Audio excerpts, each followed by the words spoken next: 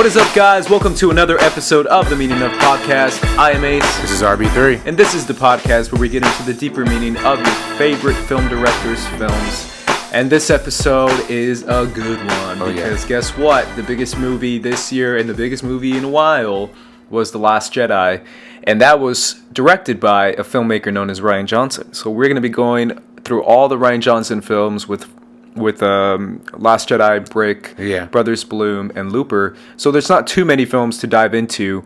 We're going to start in order of the release dates. So if you want to see The Last Jedi review, we're going to get to that eventually, but unfortunately that's going to be at the end of the show. We're also going to talk about spoilers and different things that we felt about the movie. Very spoiler heavy. It's going to be spoiler heavy, and we're definitely going to be giving our honest opinions, because that's what we're all about here. We're all about honesty. Unfiltered honesty. Truth. Love. Well, mostly love. But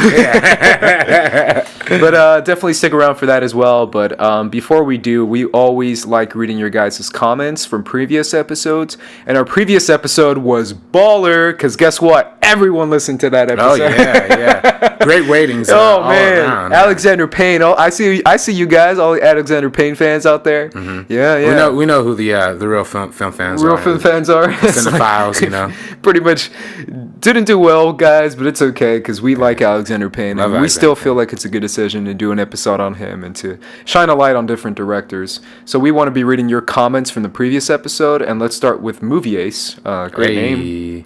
He says, Payne has so many underrated films. Nebraska, The Descendants, Election, Sideways, but my absolute favorite is About Schmidt. That ending always touches me, and I can see myself in Nicholson's character. I'm very afraid of living the life he does, and thinking about how meaningless my life has been, seeing back on it, and I'm just 27. I've also worked at an insurance company. So it's always cool to see like people relate to film on a personal level. What like little aspects, whether it be big aspects, because obviously Movie Ace doesn't relate to him on an age level, but on a like employee level, he can kind of relate to that too. So. Yeah, and then plus just the whole idea of finding meaning through people. You know, we kind of mentioned it last week. With About Schmidt, that ending is all about that one little thing that you contribute to, that you help, that one person that you help writing back to you. That's the most powerful thing, and man, every time like that ending comes on, it's like just hits you right in the heart. Yeah, so. And I like, and I mentioned this already, but I like being able to identify yourself in someone that you don't think you might be able to. Like, the perfect example for me that I always go back to is Lady Bird. Mm-hmm. Like, going into Lady Bird, man, I was like, sure, teenage girl, sure. Yeah. But coming out, I was like, damn, I have a lot of similarities to her when I have growing up, and it's one of those things I did not expect, so that's a good thing. Especially a movie like Lady Bird. I think like both men and women connect to that movie just like equally the same. And you find little moments and little things that you can connect to, right? And I found a lot of moments in Lady Bird, but that's always cool. Let's jump over to Schmoeville. Also, guys, I post on Schmoeville if you guys want to join that page. Facebook. James Golding says, Nebraska. I'm asking what's his favorite, Alexander Payne film. Yeah. He said Nebraska. But with those sweeping shots of the countryside, I'm not sure they were done justice being shot black and white. That's a good point. Interesting. Yeah. What do you think? Because you like it being shot black and white. Yeah, I think the whole black and white nature adds to like the sharpness of it. The contrast of like ideas between the family members and like particularly with the son and the father. The father has played by Bruce Dern, has a very different outlook on life than say his son does. He's very very different generational kind of millennial kind of dude. So I thought it was really funny having it black and white to set that compare and contrast. And plus, I just don't think we have enough black and white movies. Sure. You know what I mean? So like, I told you last time when we were talking about it, I said it's such a bold decision to make it black and white because you already alienate like half of an audience. In my opinion, because watching a trailer that's in black and white, I can't lie. Part of me is like, I kind of don't want to see that just because it's in black and white. Because it's a very bold decision to do that. And yeah, it's funny because most of the time Nebraska was pretty applauded for being black and white, but here James saying it might have been a mistake. Could have been better to do a cool cinematography kind of view with the color and with the color. Yeah. But I don't know what was Brokeback Mountains was that set in Nebraska? Ooh, I don't know. I don't know. But that had like some really nice sweeping shots too, but like that was the use of color. Sure. In that, but I don't know. That was probably sound like Montana or something. So you're probably way off. Yeah. We also have a comment from Paul Oyama. who says his favorite is Sideways is probably my personal favorite, but I absolutely love Citizen Ruth, and I recently studied it in film school. Ooh, interesting. Yeah. Because you go to film school. Yeah. I mean, Citizen Ruth is definitely something you could take a look at. Sideways, though, is incredible. I didn't know this until Mark Riley tweeted this, but apparently that was one of his top 5 movies of all time. Yeah. Okay. Sideways. So, and did he randomly tweet that, or? I think it was like randomly. Yeah. Okay. I don't know if you listen to our show. Okay, I was gonna say, yo, Riley's. No, he's probably not. yeah. But no, it is. Yeah, I mean, it's a great movie. And you know, we kind of broke it down last week, just the way it handles its characters. Sure. It feels real. So. Sure. Yeah. Let's read. Citizen Ruth is great too. One more. Brady Warren says, Election easily. It's in my top 10 favorite of all time. I'm going to check out the podcast later, by the way. Cool, man. Check it out. I hope you're one of the 200 people that eventually got around to see Hey, man, we got them views, man. We got them views. Election is another one that we probably agree that it's probably our favorite, I think. Yeah, it's definitely between Sideways and Election to me. To me, it was between Descendants and Election. Yeah. But Election is always up there. It's probably my favorite Alexander Payne film. Yeah, and it's so, you know, it's like we said last week, it's made by MTV. So it's a little more accessible than all of his movies. You know, they give you the voiceover, they give you the title cards and all that stuff. So it's a little easier to grasp, but yeah, absolutely. And always, guys, make sure to leave us comments on Schmoville or on the YouTube channel. Again, we will be reading them just like we did now. And now we're gonna jump into Mr. Rian Johnson. All his films, and we're gonna start with his first film, which is Brick, which came out in 2005. And I can't lie, you've seen this movie before. I've seen this movie. This was kind of like an indie darling type movie, where it was like it kind of did well in the indie circuit as far as getting some attention. Right. It won the special jury prize at Sundance when it came out. $450,000 budget. Right, $450,000. I didn't know that. That's crazy. Yeah, so it was like really indie. It didn't make a lot, but it definitely made a smash like around like the small like circles that it became in. I've seen, if you see the poster, it has a quote by Peter Travers. Who says something like it'll keep you in the edge of your seat or something like that. But the fact that Peter Travers reviewed it, I mean, good on them, because he's a very well-known critic from the Rolling Stone.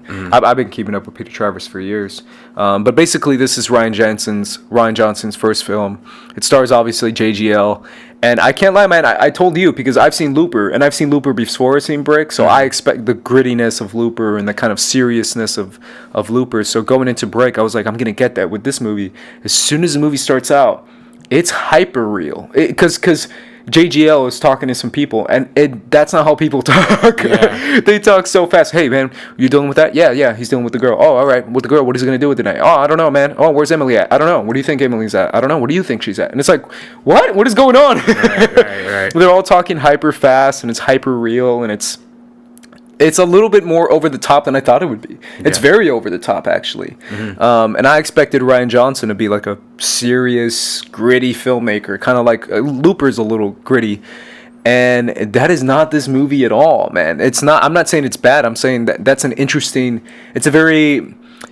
Rian Johnson is a much more stylized director than I thought he was. Right. You kind of mentioned it before going on camera that it kind of has that Edgar Wright as far as like stylized type of films that he has. But Brick is still like you said, it's a really good movie and it got a lot of attention. What are your general impressions on this movie? Well, Brick is and I mentioned this to you before, and along with some most people behind the scenes, Brick is one of my favorite movies of all time, right? And all of this, and we're gonna get to Looper too. That's up there too. But the reason being is I've expressed this on this podcast before. Noir is my favorite genre of film.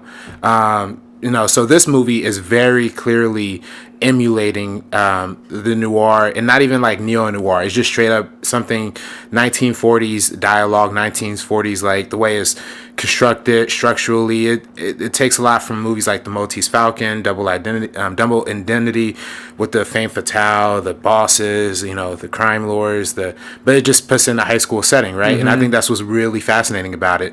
It gives you all of the elements and the tropes and the story points of a noir movie, but takes, you know, elements like a assistant vice principal that would normally be like the chief of police or something, or the handicapped overage dude just hangs around high school dealing drugs. He's like the main crime boss. He's the pin, you know. But it takes itself so seriously that it really works. Sure. Even when they're like eating cookies or like, you know, spooning cereal or whatever, it still feels like a real crime thriller, and that's what really elevates the material, because you really come on the edge of your seat in watching this movie. So I love this movie, man. And Joseph Gordon-Levitt, this is one of his first breakouts. After Halloween, H2O. Yeah, he did that. Then he did this. Well, I mean, he was in. He was in some other things too, like what's in Things I Hate About You, the TV show too. Oh yeah. But yeah, he wasn't a big name though. He wasn't. Yeah, but this was one that kind of put him more in the indie scene, and first collaboration with Rian Johnson. He's appeared in all of his first films. of many. Yeah. So, and even when Joseph Gordon-Levitt did his directorial debut in Don John, he got Nathan Johnson, Rian Johnson's cousin, to do the score for that movie. And speaking of the score, Nathan Johnson composed this, and the score really helps elevate why and what genre is playing in, because it uses like the saxophone, the pianos, the slow instrumentals to really build the heightened realism that you're talking about of like the noir genre. Sure. So even though it's like low budget, and it looks a little low budget, it does but at times. But that's part of it. Like, sure. I think that's part of the charm. That's part of the appeal. Sure. And especially part of the noir feel, because frankly, when noirs were being made in 1930s and 40s and 50s, they were kind of seen as like the low budget, like as we would consider like indies now. Sure. In a way that like studios just kind of throw like, you know, like the tax returns at it. You know what I mean? Just to make something off of it, turn a profit. Or like cheaper gangster films, basically. Yeah. But this movie uses those elements, and it takes visual elements, of course, from like westerns and, you know, one of your favorites, Cowboy Bebop, right? You know, the main character is influenced by that. Sure. So all of this stuff, it just leads me to having a really great time with this movie. Yeah, it's interesting you mentioned the kind of low budget feel it has of it. Do you know where this was shot, by the way? It was shot in Rian Johnson's hometown. And the high school was like his actual high school. Got it. But I'm not exactly sure. Sure. I mean, is he from Maryland? Right? So he says he was born in Maryland, but I'm not sure where exactly. I'm not sure exactly where it's shot either. Yeah, but it was all of his like own locations. So sure. When you see it could be California. It kind of looks like Cali. It looks like California too. Yeah. But there's a beach shot too. Yeah, so. And the seagulls and whatnot. Yeah. And that's also another thing. One of the brilliant things about this movie is use of like birds as like a visual motif, like all the way throughout. And it's kind of, again, another homage to the Maltese Falcon. But yeah, it is beautiful in the way that it feels like whoever shot and directed this movie actually knows the town and knows the city, because it has like its own mini universe in a way. Sure. Like sure. You can't really see these events happening outside of this little ecosystem. Yeah. It's interesting because you're gonna have to accept the kind of feel that he's going for in this movie, because it's one of those things where at first it took me like a good 20 minutes before I was kind of in, like as far as being in, because at first I was like, what's going on? right. As far as everything's moving so fast. But yeah, it's very interesting in the sense that it does have that low budget feel, and yet it really does deliver in a sense of, obviously JGL is a standout in this, because you can't really put a finger on his character at first, because you're like, I don't know, I'm not sure, is this guy supposed to be the nerdy guy? Or he's not the nerdy guy, right? Is this guy supposed to be the tough? He's not the tough guy. Is he supposed to be crazy? Is supposed to be like, it's such a, you know, a mixture of different characters that he's playing with within his own character. Right.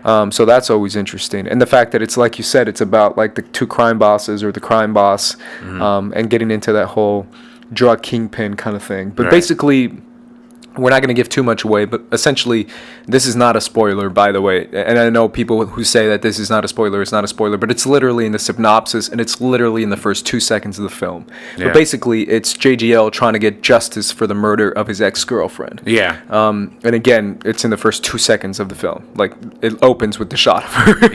Yeah. So that's essentially what that is about. And he's going through, getting within the ranks of this weird sub-drug empire of this high school in order to get his own form of justice, and in order to kind of and he really makes it a point to not get the cops involved and to do his own version of what he feels that justice is. And he's like hyper intelligent and he's like hyper smart, and he knows how to like manipulate people into certain situations. And that's kind of what he was going for. I like his buddy too, Brain. Brain being like, and I like when he literally tells him, he's like, all right, you're gonna be my computer guy or something like that. And he tells him, he's like, all right, you're my computer guy. And I'm like, all right, we literally have a computer guy. He's like playing Batman right now, where he has someone in the computer and he's like telling him what to do and stuff. So I like how he has that aspect of it too. But essentially it's him finding justice and rising through the ranks and dealing with two super over the top, drug people. You have the Muscle, who's Tug. Who plays like pretty much just the Muscle or the second in command. And then you have the Kingpin, whose name is Pin. And then they kind of have a rift between them, I guess you can say. And then they have two gangs that are kind of going at it. And you have Laura there too, who's like kind of the weaving in and out of all of these different people. And that's another character that you can never put your finger on, because I don't know what the hell she's doing right half the time. And then same with who's Megan Good. Holy crap, Megan Good. Megan Good's in this, because when I saw her I was like, yo, is that Megan Good? Megan Good's in it. And then the guy who plays like the quarterback, I know that guy. I know. He's in Stomp the Yard. He is in Stomp the Yard. Stomp the Yard is like Megan Good. Stomp the Yard's a movie I've seen, like, no joke, like 15 times. Oh, dude, are you kidding? Because my friends and I used to be really into that. Oh, really? Oh, the stepping? The stomping and the dancing and all that. And and then obviously in the beginning with Chris Brown and getting killed. And then tie-dyes and crumping and all that stuff. Because that's when crumping was at its height. Oh, dude. That's when and my friends were really Chris Brown was at his height. I remember when that movie came out, like, everyone was like, yo, Chris Brown's in this movie. And then he dies in the first 10 minutes and you're like, yo, Chris Brown's not in this movie. But anyways, I know him from Stomp the Yard, because I was like, where do I know that guy? And I went through his IMDb and I'm like, nope, Stomp the Yard, hey! But Megan Good's in this, and also her character is really weird too, because I don't know half the time what's going on, because in some points she like, it's like I said, it's very hyper realistic. It's very over the top when he like, every time he talks to Megan Good, I'm like, what is going on? Because I know she's like an insider and she has like a piece of this going on. She's like speaking code the whole time. And it's always like, I went with blah, blah, blah and did blah, blah, blah and did the blah, blah, blahs. And I'm like, who is who? What? Because she's going so fast. And also the moment when she's in like that clown makeup and she's like crying, and then you know what I'm talking about, right? Like towards I'm like, what is going on now? She's like in white face and she's like screaming. she's like the theater kid, right? So she's about to go on like stage or whatever. No, dude, like I said, like all of these are like just different facets of like the noir. Super crazy stuff, or like the fact that everyone dresses like the boss. Oh, right. Like everyone with the wife beaters. Tug and all the wife beaters, and then everyone looks like Dracula with Pin because they all dress in all black with like long coats. I thought that was kind of crazy. And they I thought it was always funny the way they would bring in a lot of these like ancillary characters, like just to kind of fade in and out through like different moments.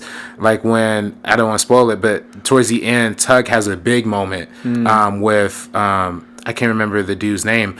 But like after that happens, you live with him for just a little bit of time afterwards. Oh, you mean with Brendan? With Brendan JL's character? Yeah. But he has a big moment with Tug, and then you spend that time together and kind of start to get a little understand. I think that's what's interesting with Rian Johnson's films and going through all of them. Really, the henchman or the side guy or the muscle are really all complex and like really have something on their shoulder, like a chip on their shoulder, you know what I mean? Same with Tug. We're gonna get into Looper and with The Last Jedi, but all of the side guys are always have like a power struggle happening from within against the authority, and then we see Tug express that really well. We also see Penn get a little bit of his own side too. Like, nope, there's not like a really clear-cut bad guy.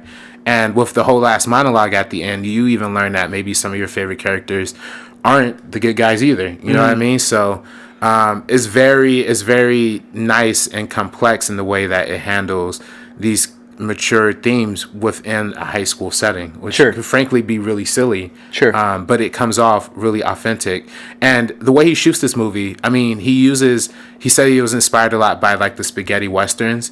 So the way he uses like the low angle, long shots that, you know, you get, especially in that scene where there's that great chase scene with him and just like a random guy that just shows up out of nowhere. Yeah, literally a random guy. Yeah. What's going on? Yeah. But that's like a great chase scene because the way it's shot, again, it's like low angle, so you get like the whole like Western kind of feel to it. And when they're chasing each other and running along, the sound effects for the running are just super loud and over the top. Yeah. Yeah. It literally, like, I was like, damn, those shoes, bro. Yeah. So it's a lot of great moments like that. And even when he was standing off against the Tug and the Mustang, and it was like they were playing chicken. So stuff like that is really what elevates this movie.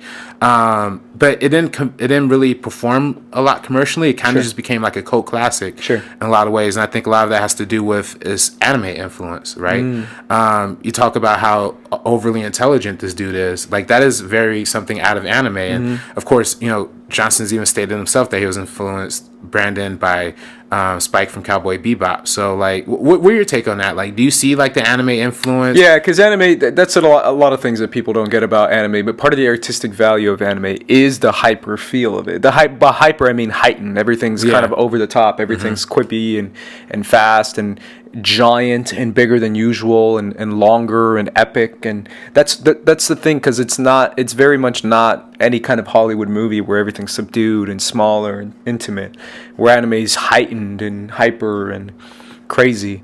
But yeah, I get what he's saying is with the character being like hyper smart and everything like that. That's definitely an anime thing, and everything being hyper realistic. Yeah. And the two gangs being very over the top, to say the least. Yeah. But it's definitely interesting, especially when you mentioned Tug, because when I first met Tug in the movie, who's the big muscle guy, I was just like, what is this? It's the guy that just likes beating people up, and he's wearing a wife. Tug later. Yeah, and it's definitely one of those stereotypical angry guys. But you're right, you do get some smaller moments with him that make him a little bit more of a relatable character. And that's the other thing too. You never meet any parents in this movie except for you see the glimpse of Tug's mom, I think. Right, exactly. Who's like pouring water or milk for everyone. Milk. And apple juice. Yeah. Like, she's like, we don't have any orange juice. Yeah. You want apple juice? I don't know. That to me is the scene that always makes me laugh the most. Sure. Because it's honestly the first scene in the movie where you're just like, oh, this is a high school like movie. So but like you're saying, Tug, you get that's the only parent you see in this movie, and no other parents. But you never meet JGL's parents. You never meet, and I'm like, that it kind of takes away that feel, because it feels like they're dealing with very adult concepts that if you introduce parents and all this, going like, what are you doing, son? Like, it would take you out of the movie, because you'd be like, oh, this is weird. But the fact that they don't really introduce parents makes it feel like they're 10 years older, right? They're dealing with real stakes and real issues that are life or death situations, kind of, and they're not just high school like kids. Literally murder, literally life and death. Yeah, like literally two gangs. It's gangs, but it's a lower level of gangs, but it's still gangs. Right. Like, they'll still kill you. Right. So it's definitely interesting to see that, and especially with the arc at the end of the girl's character. What's her name? Laura. Especially with her character too. You see kind of the purpose of her character, especially towards the end of the movie. Oh yeah. And that's that great scene, that great monologue at the end. Which even to this day, I mean, I was just watching right before we started, and that's one of my favorite like moments just of any movie. And with, you know, and of course introducing characters like Laura and characters like Tug and characters like Penn, you also get the flip side. You know, you kind of mentioned Brain having his own kind of journey through this. Like, he's just kind of weaving in the background, but at the end he kind of has the whole thing. It's like, are you not going to tell me what this is all about? Like, did you really put me through all this to you know? So I thought that was fascinating too. But he's great. Like the parents thing is interesting, because I guess I never thought about that. But that's the first thing I thought about. I was like, where are the parents? And I never met him, and I'm like, oh, okay, I think I get what he was going for. Because if I saw JGL's mom or dad going like, where have you been, son? I would have been like, oh, this is weird. right. This is weird. You're in high school, bro. What are you doing? Right. But the fact that I never saw them made it feel like they were like, no, this is real. Like, we're basically adults, even though we're teenagers. We're dealing with adult type situations and life or death situations. motivations. Even with Emily, who, you know, we learn in the beginning is the one who's killed.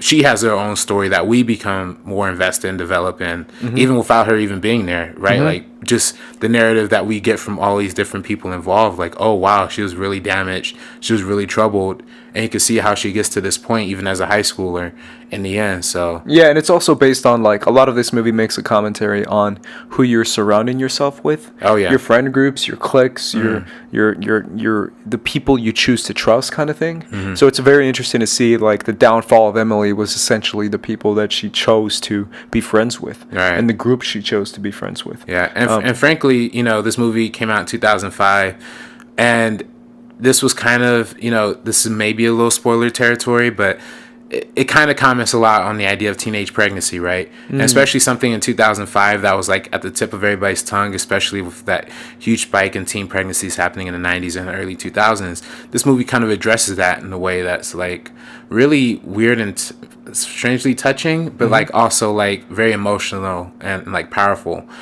So, you know, of course that could just be another element incorporating the noir style and fashion of it, but I think it's also, you know, is pretty relevant in the sense that it's talking about something like that. So absolutely. Any last thing you want to say about Brick? No, I mean, like I said in the beginning, it's one of my favorite movies. I actually was introduced to this movie through, like, watching Chris Stuckman, because like, I think it's one of his only movies that I gave, like, an A+, like, early on to. So I was like, wow, this must be really cool. Let me check this out, and then I checked it out. It was really awesome. Cool, so, man. Awesome. Yeah. Shout out to Chris then. Yeah. Let's move on to The Brothers Bloom, which came out 2008. 2008. Thank you, man. I swear I had it ready. No, this one is essentially a studio giving Rian Johnson a budget and giving him a cast and giving him names and actually trusting him to do a bigger movie. It's obviously not a big movie, but it's still, like, the cast is pretty extraordinary because you have Rachel Weisz, Adrian Brody, Mark Ruffalo, and then my homegirl, straight up, Rinko Kikuchi. Yeah. Who I love. I love as soon as she came out in this movie, because, again, I haven't seen this movie before. I recently saw it. Right. And when I saw her come out, I'm like, yo, that's Rinko. That's freaking from Pacific Rim. Yeah. She's from Kumiko the Treasure Hunter, which I talked about 2 years ago. It's a small indie movie. She's a phenomenal actress that doesn't Academy Award nominated. Academy Award. She is phenomenal. Like, she's so good. And most people know her from Pacific Rim, but she's actually, like, she's a really freaking good actress in general. And this one's a very interesting movie too, because it's even more so hyper, over the top, kind of winking at the camera a lot. And I didn't expect that from Rian Johnson, because it's two movies that are very much, this one more so, but it's two movies that are very much, like, over the top and kind of crazy and in your face and not really grounded in reality all the way through. Somewhat grounded, but not all the way.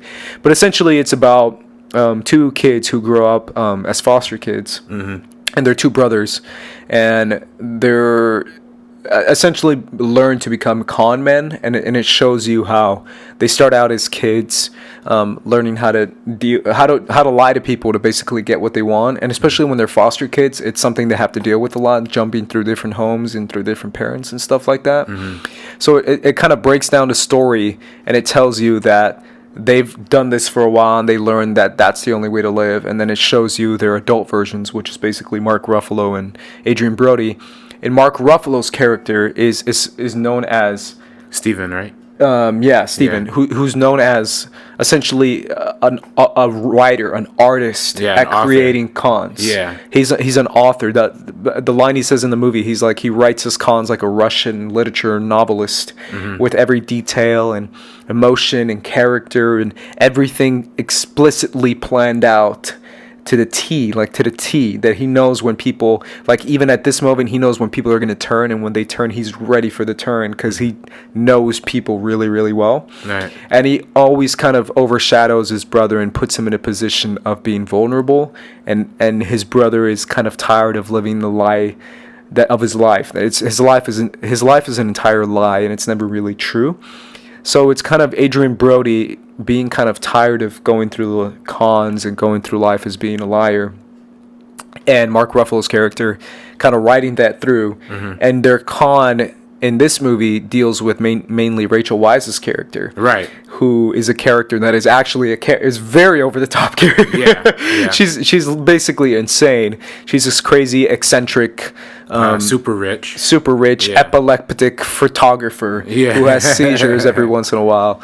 Right. So this is obviously a very interesting movie. It's very stylized. It has a lot of funny moments. It has yet a lot of serious moments too. It's not quite a comedy, but it's not quite like a drama either. It's this weird hybrid of a movie. But what do you think about this movie? Because I enjoyed it a lot. I recently saw it. Yeah, this movie gets a lot of flack. I think it came out pretty early on, before this kind of style movie started catching on a lot, especially in like the 2010s with something like Sherlock Holmes was coming out, and like a lot of these over stylized Edgar Wright was becoming big.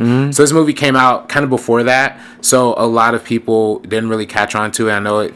I mean, I'm gonna address some of the criticisms later that a lot of people have for it, but one of the big criticisms that was aping Wes Anderson style, right? From the very like linear shots to transitions from scenes and all that stuff. But I really enjoy this movie. I enjoyed it when I first saw it. I caught it on cable like just randomly one afternoon, I guess, and then rewatched it again. And it's like, this is a really funny movie, but it's also really hard. It's a lot of heart in it, I should say. We're dealing with Rachel Weisz's character. She is somebody who's super rich and super privileged, but she has all the money in the world and all the access to information in the world, but she's ultimately just super lonely, right? I think like exploring that theme of loneliness was really, I mean, you kind of get an idea of it in a comedic way when she has that whole moment of like showing Adrian Brody her hobbies. Yeah, her hobbies. Like, I collect hobbies because she has nothing else better to do, right? Yeah. And she literally knows everything because she just reads and learns. Right. Because she has all that time. Yeah, and nobody really to share that time with, right? So that's what really makes it interesting. But I think overall, though, the movie really the main theme of the movie I interpret it as is the illusion of cinema in like its own reflexive way. You know what I mean? Like how film is meant to be tricking us and conning us as an audience, hiding and showing specific information when we're supposed to get it, when we're not supposed to get it. Sure. I think this movie plays with that a lot, and particularly in where he has this. Steven has this great line saying that nothing in life is unwritten. Like how the way that movies manipulate us as viewers and how they manipulate and how storytellers manipulate the lives of their characters is all kind of seen in a lot of different ways. I mean, when you look at something like their first con when Steven is shot by was it Steven or was it Bloom who was shot? No, it was Bloom who was shot. Yeah, Bloom who was shot, and then they have like the fake blood and all that, and like when you first see that, it's meant to be like a comedic kind of funny, like, oh, they're just counting more people. Yeah. But then when that same element comes up again in like a later moment, not wanting to get into spoiler territory, but that same moment kind of happens again, but like they play it and the way that it's edited and shot and written in the stakes that we come up into that point we think is real. We're in on the con. We're not like we got conned, and ultimately it comes off to a big emotional payoff. And then the ending, that's kind of what's great about it, right? The whole rule of comedy is in threes. Yeah. So the third time that happens at the actual end of the movie is really, really heartbreaking. So again, I think this movie kind of highlights how filmmaking is used to manipulate and con us as audiences. Obviously, this movie has a lot of influences, mostly from movies like The Sting and Dirty Rotten Rascals, in terms of like the heist elements and the con elements. But it has that very like French and European like new wave style too. It does, like the Italian and the French ways of like the camera movements and the quick dialogue and a silent character like Bang Bang and all of those weird little elements really help. But again, that's part of the criticism, right? Like the Wes Anderson. Did you, when you were first introduced to the style of this movie, did you catch on to it? Right away, immediately. Yeah. Like that's one of those things. Cause with Brick, it took me a while. I was like, what's going on? But with this one, I was in. I think what helped was the VO. the voiceover. Right. Yeah, I mean, from the main character, that's kind of it helps because I understand what kind of world they're setting up, and I was like immediately in the world that they were setting up. But yeah, I mean, this movie's obviously I can't talk enough about Rachel Weisz, who I've ranted about in the first when we did Aronofsky and we talked about The Fountain. Rachel Weisz, I can't lie, dude. Watching this movie, and I watch it alone, so I'm allowed to talk to the screen. And I'm like, damn, I want to marry that woman, dude. I love Rachel Weisz. She's so cool. But this movie's very interesting because you're right. It does deal with those different types of filmmaking and different inspirations from different types of filmmakers and styles of filmmaking. But I was in with it, man. I was totally in with it. It's definitely, I did see the European vibes for sure. I definitely noticed that for sure. And like you said, the silent character with Bang Bang, Rinko's character in the movie. And I loved her in the movie. I thought she was great. Hilarious. She was great, dude. She was so funny. One of my favorite moments in the movie, and I'm not really spoiling anything, is the bicycle scene. Oh, right. That's what had me. I literally laughed out loud because the whole idea is that they're gonna get. It's from the first 10 minutes of the movie, but they're gonna get this girl in order to talk to Adrian Brody's character. So his plan is like, let's have her hit him on the bicycle, and then she'll feel bad, and then go up to him and take him to the hospital, and then they'll get to know each other. That's kind of the whole bit that they have going on. That's their plan. And basically, she hits him in the car, hits him with the car with the bicycle, and then he's all laid on the ground, like waiting for her to like help him up. And he's like looking up at his brother, and his brother and Rinko Bang Bang are like giving scores, and they're like, I don't know what's going on, dude. And he's just like, all right, keep going down, pretend to die, and then you see the Lambo just start taking off, and I started laughing so loud. And then it tries backing up, and then she ends up crashing herself. Yeah, she has like a seizure watching. And then she crashes. I thought that was hysterical, dude. Yeah. And then obviously Mark Ruffalo is like, dude, this is even better, man. You'll get to know her even better. But I thought that was funny, for sure. I also like Rachel Weisz's character. You can never really put your finger on her character, right? Because you're confused by how eccentric she is, because she's very, like you said, over the top and crazy. But it's definitely one of those characters that you kind of feel once you're in the movie. And Adrian Brody, man, I haven't seen Adrian Brody in a minute, obviously. Yeah. Because this is when Adrian Brody was like in a lot of stuff. Yeah, he was like in King Kong and like a lot of stuff. He was in Predators. He was in a ton of movies. Right. Obviously, when he played the pianist. The pianist. Oh, piano. I don't know. The piano is the one with Anna Paquin. Yeah, I forget. Anyways, Adrian Brody, he's a good actor. Yeah. I forgot about him. Anyways, Adrian Brody plays a very compelling kind of like you feel for him type character. Yeah. Whereas Mark Ruffalo is very much, and it's funny because I feel like they aged Mark Ruffalo a little bit more. They aged him up a little bit, make in him, subtle ways. Yeah, I think that's really, they wanted to give him the older brother feel. Yeah. Because if you put him side by side, if I said who's older, I'd be like, but they aged him up a tad with little details, and his beard had a little bit of gray in it. Right. Well, I think especially, I think that really adds to the idea of Adrian Brody's character needing to develop his own life. He's lived under the thumb of his older brother his whole life, so he needs to be the one who conquers and eventually releases and frees himself from like the authority of his older brother. Sure. So I think having that dynamic there from the very start, even when we meet him as kids, you always kind of tell like the older one has more of the power over him just because he's older. And seeing Adrian Brody's character, I forget, they just call him Bloom in this movie, right? Sure, yeah. And the other one's called Steven. So whenever we see Bloom, having those moments of self-reflection, and Steven keep trying to tear him down, like, oh, you don't really want to quit, you don't really want to give up.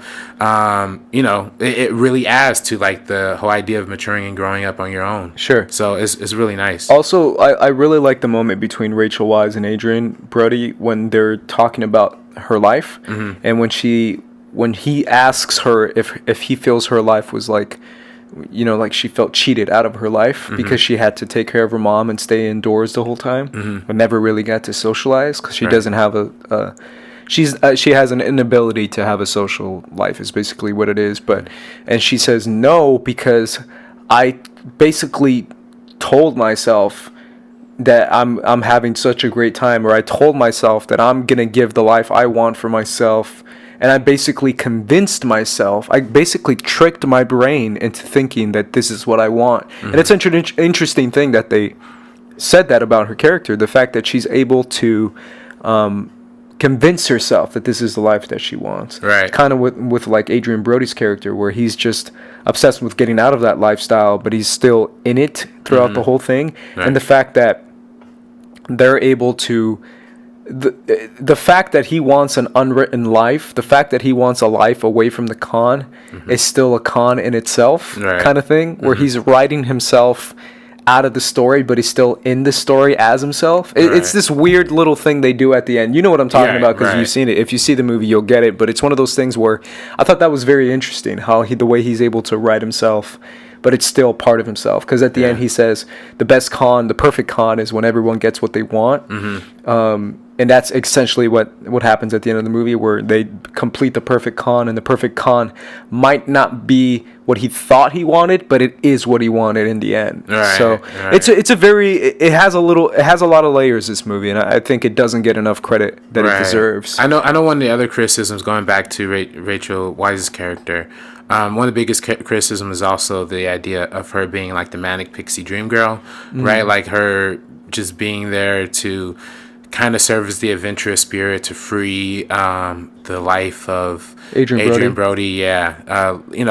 The beautiful, dreamy, rich girl that could finally let this man live or whatever, Sure. I mean, do you kind of think, that was coming across in this? Sure, but I think they address it. I think they literally say that in the movie, in the beginning of the movie when you meet her, as far as like, oh, you got a pretty, beautiful girl who's going to, trick me into this and that. And that's kind of the fact that they're able to talk about it initially, I think, is essentially what they were going for. So I think it's fine. I think it works. I think the exact same way, and I think that's even added by the fact that for the whole movie, she's basically like her own person. Like she has her own agenda. Like even as many times as Steven or Bloom try to talk her out of something, whether that be in the sense of the con or whether that be like in the actual situation, she's not really listening. She's going to go her own way. So I think, is she kind of the dream girl that, that he kind of wants and needs? Yeah. But she does live by her own thing. And, in the end, that leads to her being manipulated in many ways. But that manipulation comes at her own agency. So she's actually the one who drives a lot of the story. And I think that's what's really fascinating is and they it's kind of comparing this to Inception and it's really comparing this movie to Inception, but like the idea of Inception is letting the way you convince somebody to do something is make them think that it's their own idea. So and here a lot of the times they just let her run wild and think that this is her adventure, this is her story. They're just writing it, what I mean? So I think that's really where it comes down to. Absolutely. Any last words on I mean, this movie, it got a 66% on Rotten Tomatoes. I didn't know that. 6.8 on IMDb. So it's not really, it doesn't really have the greatest reviews, but I think over time a lot of people have come to appreciate this, especially seeing the rest of Rian Johnson's work. Whether that be in Looper and now The Last Jedi. But I think the theme of the movie is pretty perfectly summed up in like one quote where Rachel Weisz's character says, a picture is a secret about a secret. The more it tells, the less you know. You know what I mean? I think this movie does a lot of not telling us things. And like I said in the beginning, manipulating the audience and the language in which we understand film to manipulate us as an audience. And they have the motif of the card tricks like throughout, and that's kind of the same thing with card tricks, right? Making you look at one thing and it's misdirection. Exactly, misdirection. I think this movie does that a lot in a very cool and interesting way. It's very interesting. Obviously, this is getting into a weird, deeper level, but it's also the definition of how you put yourself when you put yourself out there as a person. You kind of put up a front as well. Like in real life, I'm saying like most people aren't 100% fully transparently authentic because they're afraid of the judgment they will receive. So people always put up a front when it comes to the social front, right? You always put your best foot forward, basically. And it's the idea of like, when does putting up that front eventually you trick yourself into becoming the character that you basically wrote yourself to be, right? Right. Where it's like, I have to be a certain way because people have a certain idea of me and who I am and the character I play, right? In real life, when I socialize with people, and then when I come back to it, I'm so used to the cyclical manner of which I convince myself of who I am, this character, that I start to become that character, right? Or I start to lose myself and forget who I am. It can be good, it could be bad. It could be, most of the time it's not good because you're not yourself. But it's a very interesting point because especially in Hollywood, I mean, we see that in Hollywood at a 10, bro, right? Because because yourself is your product. You are, especially when it comes to actors, but even directors, even nowadays, even producers, anyone who's working in the industry, you yourself are your own product. Yeah, your image is almost just as important as... Exactly. Your image is your career. Your the idea that people have of you is essentially what you're selling, right? I loved how I saw the interview with, it's a Variety talk that I've mentioned before, but Variety does Actors on Actors, and it was the Hugh Jackman and Willem Dafoe one. And I love how Hugh Jackman said that, like, at the beginning of my career, my small business was me. That was my small business, and I was a small businessman trying to sell me. I'm an entrepreneur trying to sell me. That's such a weird thing, but it's so true because that's why so many people have that unauthentic feel of Hollywood, because it's not really authentic. You're a character. You're playing a certain thing that people think they want to see when they see Hugh Jackman, or they want to see when they see whoever. And it's a very interesting thing that this movie deals with as well, as far as playing that character and pretending to be someone that you might not be, because that's what the idea that people have of you. So that's very interesting as well. Any last things? No, that's it for me. My last thing is shout out to Rinko again. I freaking love her. I love her introduction in the bar scene. Also the JGL cameo. Did you see that? Yeah. Again, all of his movies, man. Because there's this tracking shot, and I'm like, that's JGL. And he's wearing like a stub beard thing that he's got going on. But the introduction to Bang Bang, I love when Mark Ruffalo is talking about her, and it's like, who's this girl? Blah blah blah. She doesn't talk. She's from Japan. But blah blah blah, and he's like, yeah, she's like our fifth Beatle, he says, and she's awesome, and she does all this and does all that, and then the guy at the bar is hitting on her by saying, hey, do you like anime? And I just laughed. But anyways, I love the shot where Mark Ruffalo goes like this and goes bang, and then she goes like this, like that, and then it goes back and it hits the light bulb behind her. That's such a cool shot because it actually looks like she's shooting her, and she goes like that. And I was like, that's a cool little detail that Rian Johnson has to make you on board for her character. You're immediately like, I like that girl. Immediately, I was just like, dude, I love her. She's great. Just because of a little detail that they put in there. So I thought that was awesome. All right, now we are moving on to the film that he has, which is known as Looper. Which came out in 2012. Now, like you mentioned before that Chris Stuckman was the one that got you to watch Brick. This one, 2012, it was Christian Harloff and the Schmoes who got me to watch Looper. Oh, really? Yeah, because I obviously didn't see it in theaters, or didn't see it anytime else, but when they regarded it as like one of their favorite films or whatever, I specifically remember Christian saying that he loved this movie and that everyone needs to see it. I remember legitimately being like, okay, and then going out to rent the movie and actually watch it. But this was a movie obviously starring JGL again, and this one got a little bit more attention for Rian Johnson now, right? Because now he's got Bruce Willis, and Bruce Willis is, no matter what, he's going to be a big name, and it's sold to you as an action movie, a time travel action movie. So getting Bruce Willis, who's basically an action star, kind of convinced an audience to go check it out a little bit more.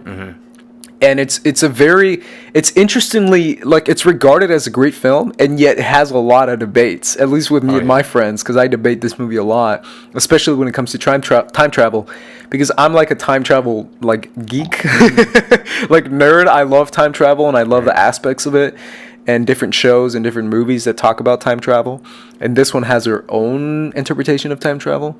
But essentially, it's about future. I think it's 2024. 2044. 2044. The Joseph Gordon-Levitt storyline, 2044, and then the Bruce Willis storyline is 2074. Okay. Yeah. Okay. But basically, it's a future where time travel hasn't been created in that time, but it has been created in the future, and essentially, it's assassins. And the premise is so crazy to me that I struggle to get into it because I'm like, it's assassins that basically kill people for a living, but the way they kill people is that the people in the future send him back in time, then they take him out. And then that person in the future doesn't exist anymore because guess what? They were sent back in time, so they literally don't exist. Yeah. Plus, they dispose of the bodies in the past, so the materials of the body will never reminisce in the future. And then eventually part of the contract you sign as one of these assassins or one of these loopers is what they're called in the movie, is that you sign a contract saying, I'm going to be doing this for a while, kill, until eventually I kill myself, my older self in the future, from the future, sent to the past, I kill myself, and then I'm set. But basically you're signing a contract saying 30 years from now, I'm allowing you to take me and kill me. Right. And I'm like, what? Why would you sign that, though? Not a very forward-thinking... That's what he says in the movie. He said the job doesn't attract forward-thinking people. Yeah. And I was like, that's. I'm glad you said that, because why would you sign a contract that says, you know what, I'm going to kill myself in the future, but for now, I'm going to do lots of drugs. And it's like, so? You're still going to die? Yeah. I can't see myself ever, like, no matter how old I am, being willing to be, like, dragged out of my home and shot by myself. Yeah. Like, you're going to go shoot yourself now. What? But basically, that's the premise of the story. And it's Bruce Willis playing the older version of Joseph Gordon-Levitt, or vice versa. And then he gets sent back in time to kill him, and he's unable to kill him because Bruce Willis is such a badass that he can't kill him. And then he's chasing him down throughout the whole movie. And Bruce Willis is obsessed with killing this crazy gang leader, like almost world leader at this point, called the Rainmaker, who's in the past. So he's going to the past not only to stop himself from killing himself, but to stop the Rainmaker from being this crazy, all-powerful, gangster who's killing everyone in the future. And the Rainmaker is the one, in the beginning of the movie, we see a lot of the loopers are starting to close their own loops. Correct, yeah. And then the Rainmaker is the one who's making that decision, because we see Joseph Gordon-Levitt's character Seth, played by Paul Dano. He comes in and he's like, dude, they're closing my loop. This is like the 5th loop in like 4 weeks or something like that. So we start to wondering, like, damn, what, and of course we expect Joseph Gordon-Levitt's old Joe to come back and have that interaction. But when he comes back and there's no bag on his head and it's just Bruce Willis just sitting there and he looks him right in the eyes, like, what else is Joseph Gordon-Levitt supposed to do, right? Yeah, because when he has a bag on his head, it's easy to just be and shoot him, right? Right. But when it's like you see, you're like, oh shoot, that's me. Yeah. That's weird. This is weird. Like, I would hesitate too, because I'd be like, yo, that's me though. This is really weird. So yeah, definitely, that's an interesting point for sure. And it's also the concept of, here we go again, killing baby Hitler. Right. Killing a guy who is supposed to make atrocities when they're younger. If you know someone is going to be a crazy killer in the future, do you go in the past and kill them? That's essentially what Bruce Willis is trying to do by killing someone he knows is a kid in the past. So he's basically killing kids in this movie. Yeah. And they tell you he's killing kids because he's narrowed it down to 3 kids. Yeah. And he's visiting each house. And basically, Joseph Gordon-Levitt is in the Lost House protecting the kid and also waiting for Bruce Willis so he can shoot Bruce Willis too, right? But then another aspect of this film that I think is so interesting, and then again, I'm going deep nerd to you. My favorite, every time someone asks me, what superpower would you have if you could have one superpower? Every time someone asks me, my favorite X-Men, Jean Grey, when it comes down to something known as telekinesis. Yeah. I am obsessed with telekinesis, which is why I'll get into Last Jedi shit too. Because Last Jedi talks about the Force and telekinesis stuff, and I'm like, hell yeah. I love it because I love telekinesis. And this movie essentially talks about that too. How does one man take over the world? Telekinesis, bro. Well, he seems to be a second generation because when Joe is explaining how the world works and how there's 10% of the population is, and it's really basic telekinesis. Yeah, it's they like could just floating like a quarter, coins, or like lighters or something. Book. Yeah. So like, but this kind of genetics just popped up out of nowhere. But what we see in the Rainmaker is kind of one of the first examples, I guess, of a second generation TK, because he obviously his mother is one who we meet, Emily Blunt, in this movie. Really one of the first times I've ever seen Emily Blunt in anything. Oh yeah, this is another thing that showed you Emily Blunt is a phenomenal actress. Like, she's crazy good, right? So you're right. She's another one who I forget is like regarded as an amazing actress now. Yeah, and then but yeah, her part in the movie is that she's the mother of this future Rainmaker, maybe I shouldn't have said that. Maybe that's a spoiler. Whatever. We could. I mean, it's not really. It's in the first like 20 some minutes of the movie. They tell you. Yeah. So I don't think that is. I mean, I think enough people have seen Looper too. Yeah. So it's not a spoiler. Yeah. Plus, I already said that he's going back in time to kill a guy who. Yeah. So anyway, we understand that, we understand what's at odds. We understand the stakes. I think this movie, I mean, to me, is one of my favorite science fiction movies of all time. And I remember watching this initially in theaters and just kind of being like, I don't really like this. You know what I mean? Like, because when you watch it, you kind of have like this shock of you experiencing and going with this one story for the majority of the time, and then just kind of hanging out on the farm for the rest of the movie. Sure. And you also, I'm going to let you finish, but you also don't really know which Bruce Willis to root for, which Joe to root for. Because at one point, I'm like, oh, Bruce Willis is the good guy because he's trying to fight for his love, his wife, and his family, and trying to take out the gangsters. And then and Joseph Gordon-Levitt's working for the gangsters. And then you're like, wait, what if Joseph Gordon-Levitt's the good guy? And Bruce, and it's always like, who's right, who's wrong? Right. I don't know. Right. It's the only sci-fi movie that asks the question, what if you're, a lot of times with sci-fi or time travel in particular, is like, who is the cause and who is the effect? This movie is the first time that it's like, what if you're the cause and the effect, right? What if you're the one who's actually responsible for creating the monster that you want to destroy? And I think that's really what's interesting about this movie. That's what really hooks a lot of people in as one of the best sci-fi movies. And I think one of the ways it tackles the time travel. I mean, a lot of people, kind of say sci-fi, the time travel doesn't make sense.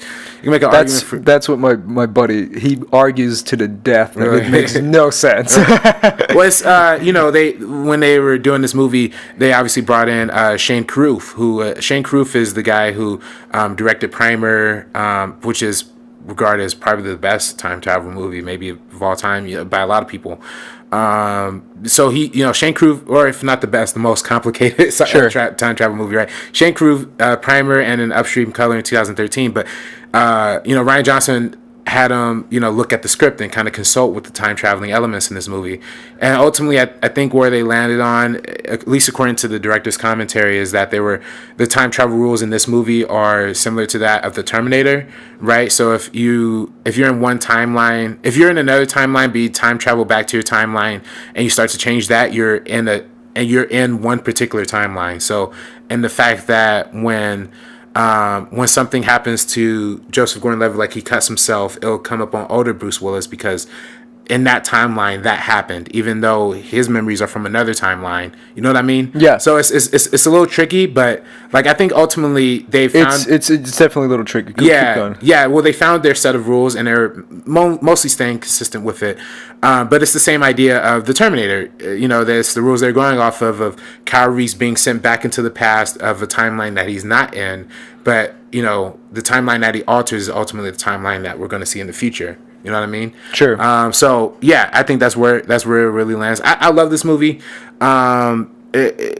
And ultimately, like Bruce Willis says in the movie, if we're going to be talking about time travel all day, we're going to talk about time travel. They talk to the audience a lot in this movie. Where the audience, every time they're like, all right, let's explain this, and Bruce Willis is like, let's not. Yeah. He literally screams, it doesn't matter. Yeah. And he basically is looking at the camera and being like, don't try to figure this out because it's not worth it. It's time travel, so shut up. Like there's multiple times in this movie where they're actually telling the audience that, which is kind of funny because they literally tell you, hey, stop, time travel's crazy, just let's not think about it. But it's definitely one of those things where explaining their own rules and the rules they're dealing with, and the topic of your physical self versus your mental self versus where you are cognizant of a certain future and cognizant of a certain past. It's kind of like Flashpoint too, to be honest. Flashpoint is obviously a DC animated movie where they talk about that. You've seen Flashpoint, right? Yeah. But Barry Allen mentions that, where he talks about the different timelines and how one certain thing changes another, and he starts to lose memories of another thing while he gains memories of the current timeline. Right. It's crazy. Time travel's crazy, but I obviously obsessed with it because I love it. But yeah, this movie does deal with those concepts, specifically the concepts of, and again, when it comes to spoil, we're not spoiling, we're just talking about the premise of the movie and essentially what the movie's about. But when it comes to the idea of killing someone who is going to commit atrocities versus you attempting to kill that person is what set them on the path to kill you. Right. It's the cause and the effect. Cause and the effect, yeah, exactly. He's at the center of that. That's essentially what it's about in the movie, and I thought that was such an interesting point because I didn't get that till the end. But at the end is essentially when you obviously get it because they tell you.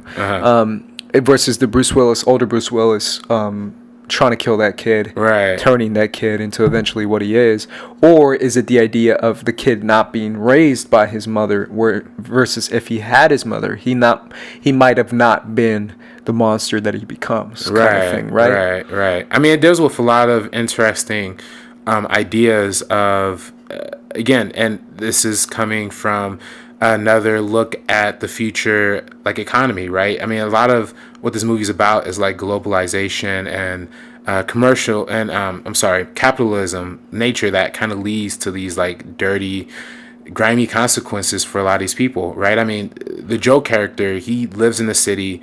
He's surrounded by like dirt and like filthy people, and it's a neo-noir, right? That's what a lot of people categorize this movie as, a sci-fi neo-noir.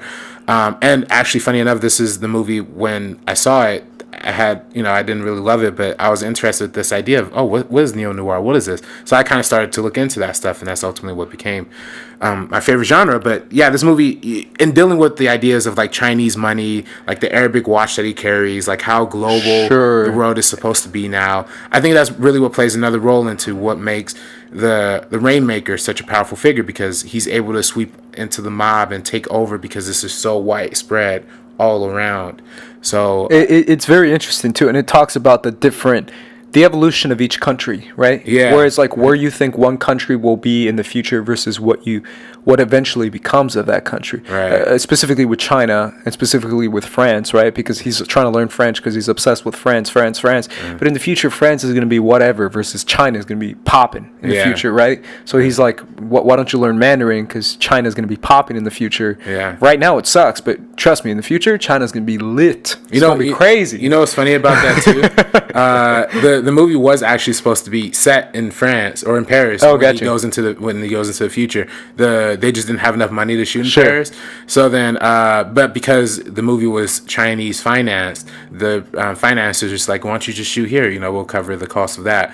And ultimately, I think that's what made the movie as successful as it was, because it did big numbers in China. When it came out, it did really big numbers in China. That's crazy. Even though it's like only a couple scenes that's set in Shanghai. But, it did good numbers in China, and that's part of it again, like the globalization aspect of it. He has the Chinese watch, the Arabic watch. He has the tattoo. The tattoo. That's and again, he's learning French because. And I think in the next 30 years, the whole idea of like this English and an American centric economy is going to be kind of evaporated. We're in the middle of that right now, right? Especially with the president of China and Trump. Yeah, kind of dealing with their own things and doing side things, and the fact that China is progressively getting better, not just economically, but with they're experts in the online world and the computer world, and that's obviously something else with Russia too. But with China, I mean, you see it in Mr. Robot, dude. When they talk about China and Mr. Robot, it's so true. Right. Like imagine every hacker we have here. Imagine that times 10 in China. It's crazy. Like the knowledge they have on computers and about influence it's crazy. Like they're next level. China is such an interesting country, because I was thinking about this the other day, because thinking about Lonzo Ball and thinking about China and all that stuff, because I was thinking about it watching SportsCenter, because we were talking about China playing basketball in China. I have a friend of mine, A friend of mine plays professional basketball in China. Oh, really? Yeah, Okay. this is a little side note, but it's one of those things where the Chinese market for basketball is growing and growing. One of my friends plays basketball in China. Another one of my friend coaches basketball in China. Really? Because they played here. The friend who's playing ball in China played here on a smaller school level. Mm-hmm. He played at a Florida International something, Florida FSU, or not FSU, I'm sorry, FIU. I think it's what it called. Okay. But basically, the idea of taking your knowledge and taking your talents to a different growing market in China, and the idea also of the way that China isn't as progressive as probably Japan is. At the same time, when it comes to human rights, when it comes to laws, it's so crazy how China is so obsessively capitalist while at the same time being so obsessively not capitalist and communist kind of. It's a weird mix of what the society is, because it's not quite the brainwashed society of North Korea at all. Definitely not. It's definitely not. But at the same time, there's a lot of communist ideas that there's a lot of communist government plants that they put specifically with a capitalistic overtone over it. It's crazy. Like the stuff that's going on there, and the fact that my friend lives there is a very interesting thing for sure. But I just love how the idea of like the future, what the future is going to be, and what markets are going to grow and what markets are going to stay stagnant, kind of thing. Right. And they deal with that in this movie when he's learning French when instead he should be learning a different language. Right. And this movie has a lot of great messages as well. I mean, obviously when we get the introduction of Joe through the lens of Jeff Daniels' character, when he's talking about him, he kind of says like, when we found you, you're just a kid with like slick hair and like running the block, basically just doing crime and doing whatever. But then after he gets his loop, as we see in that timeline where he does actually kill his own loop, he basically recruits back to what he was when he was younger, right? His hair comes back down. He's just committing random crimes, robbing people, killing people, and ultimately just to feed his drug addiction, right? I think that's another thing this movie touches on is really heavily is the usage of drugs and how that can influence and corrupt some people who might have not otherwise, but then how that's essentially throwing your life away. They say that a lot in this movie. I totally mentioned that. But then they also have that great moment where he's talking with Emily Blunt about like how his mother was on drugs, and he always, or not with Emily Blunt, I think it was the kid. He was like, he always thought his mother was just so stupid for being on drugs, but like ultimately she was coping with the pain that she was feeling, and he's doing that too whenever he's on that.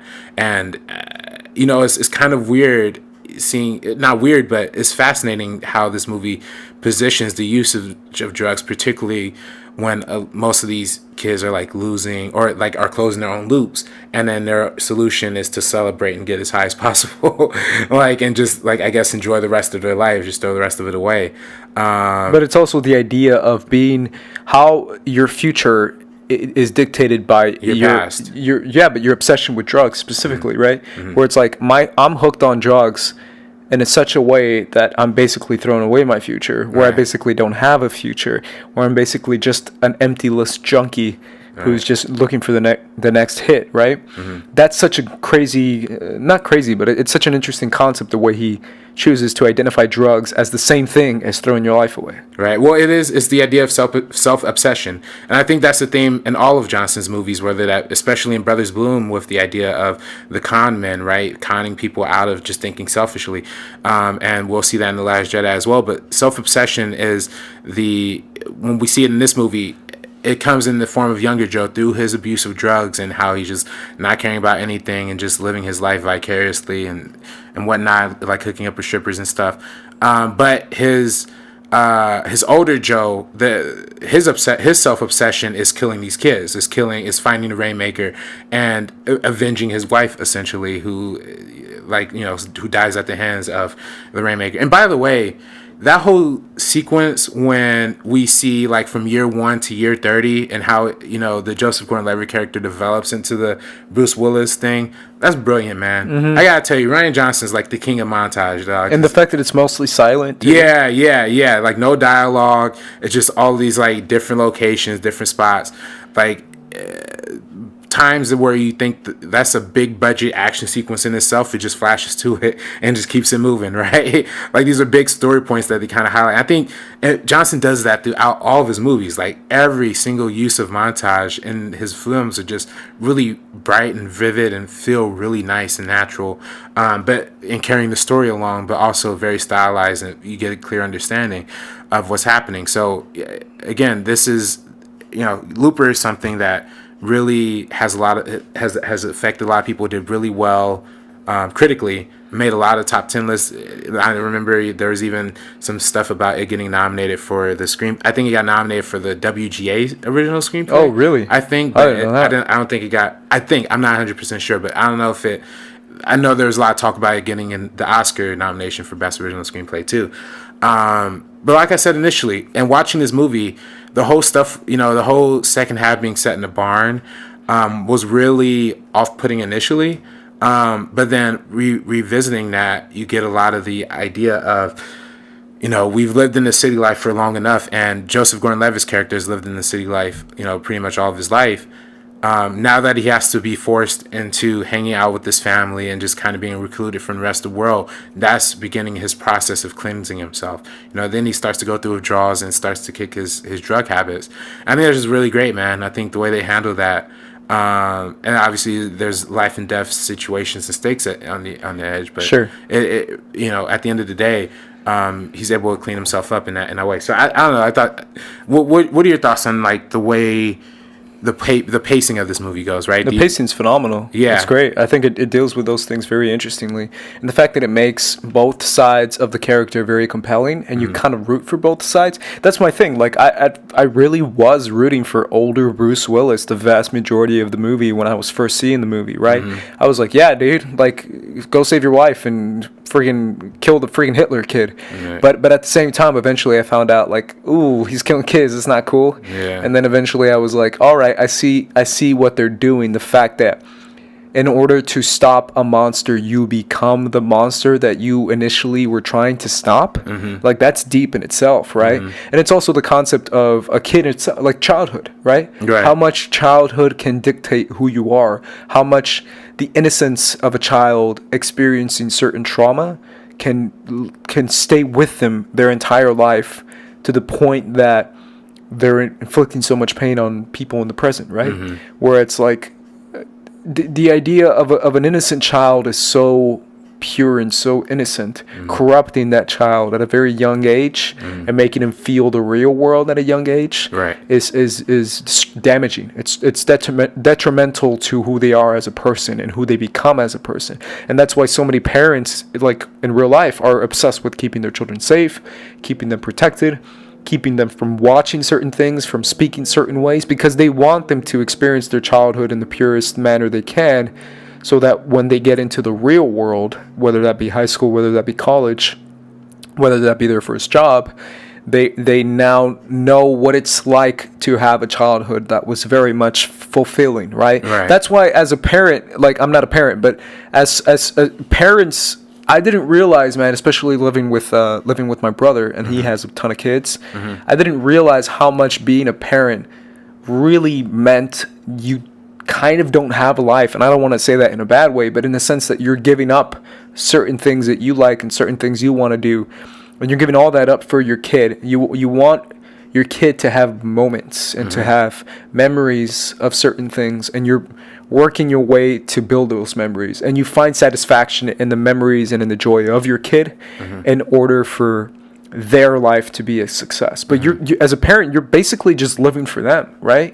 That's a lot of what it is, especially as a child, right? Obviously when they get older, it becomes different, but it's so interesting that the way they dive into that, because they're talking about the way Emily Blunt's trying so hard to give this kid peace, and where if you don't give him peace, the potential he has to make damaging effects. Become the rainmaker. And become the rainmaker. Yeah, and again, you touch on a great thing, because, she says, what if she raised him good? What if he's able to have a good childhood, have a good life, and ultimately be the one who, and ultimately use those powers that he has, those incredible powers, for something good and for the great, for the good of the people.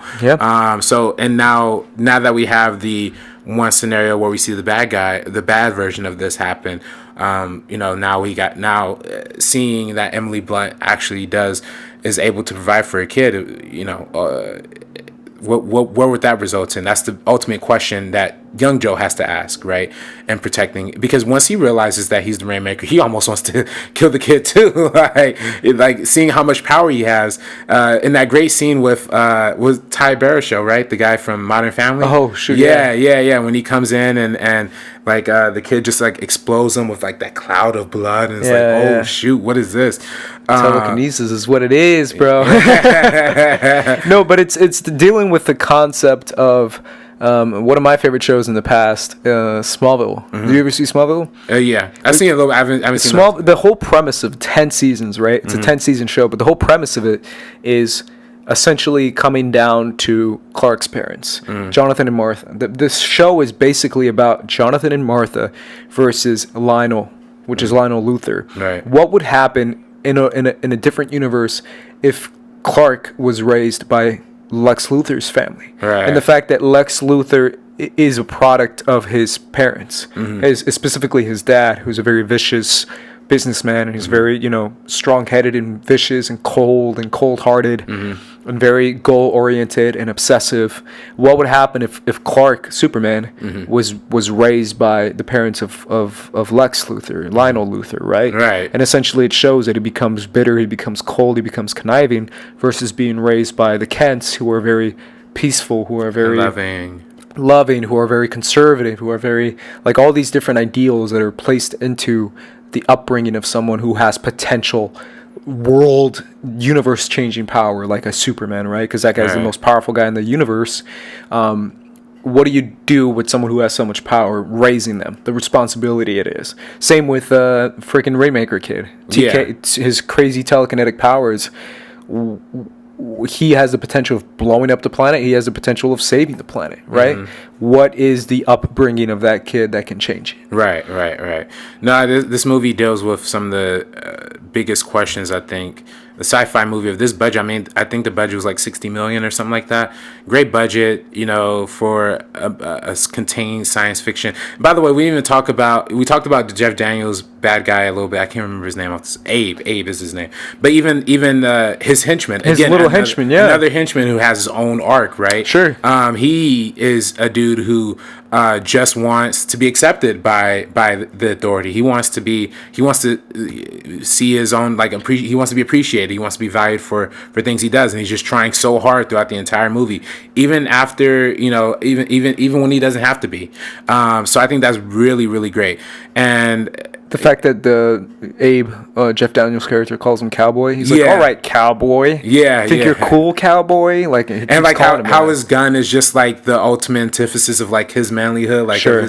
Again, that's something we see in like other, like, that's something that is a trope. That was like a trope in like the 1970s and 80s. Overcompensation. Especially with the gun, right? Sure. That's Dirty Harry. That's everything.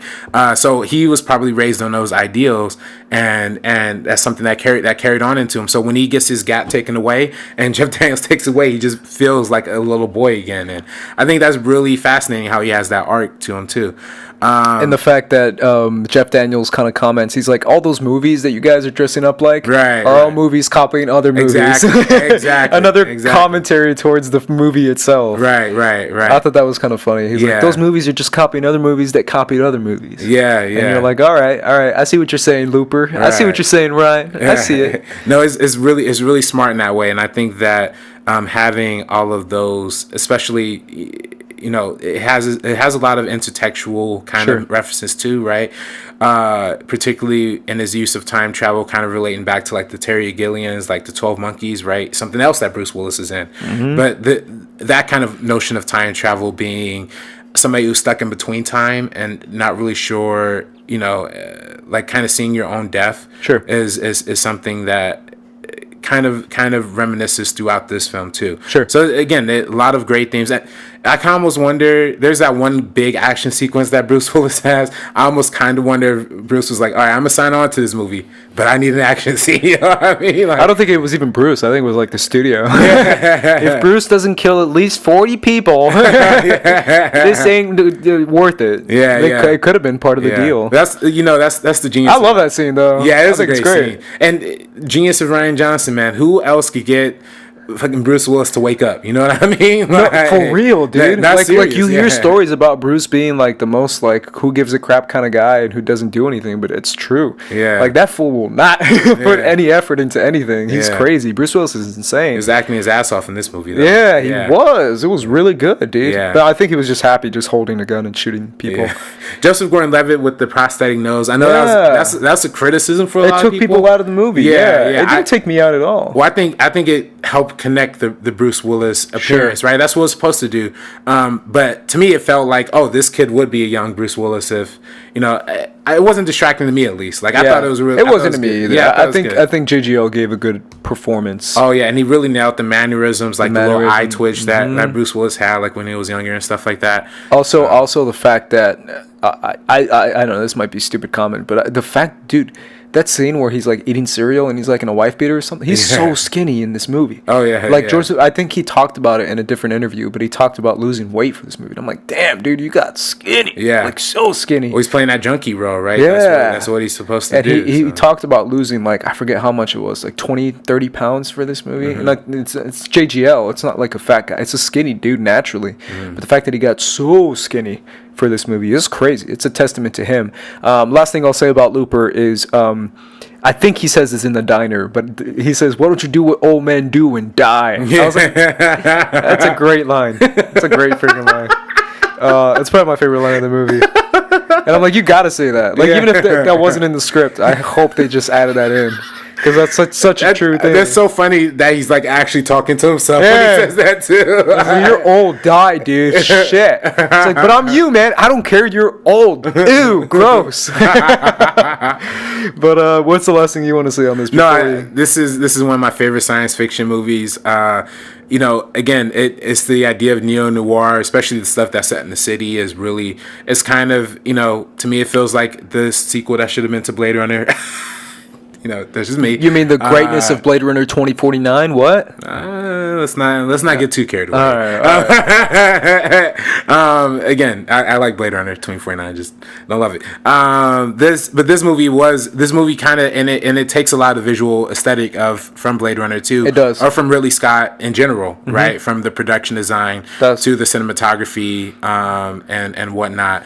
But it's his very own distinctive style, and you kind of alluded to it before, but this is a much grittier kind of style that Rian Johnson's working in. There's still some over the top elements, of course, sure, and there's still some key visual moments. I know, like the whole idea of like the cloudiness and the fog is like a big visual motif, right? From like the creamer in his coffee to like the blood that splatters out of that guy, and even from the smoke that he's just smoking, the cigarettes or the incense or whatever.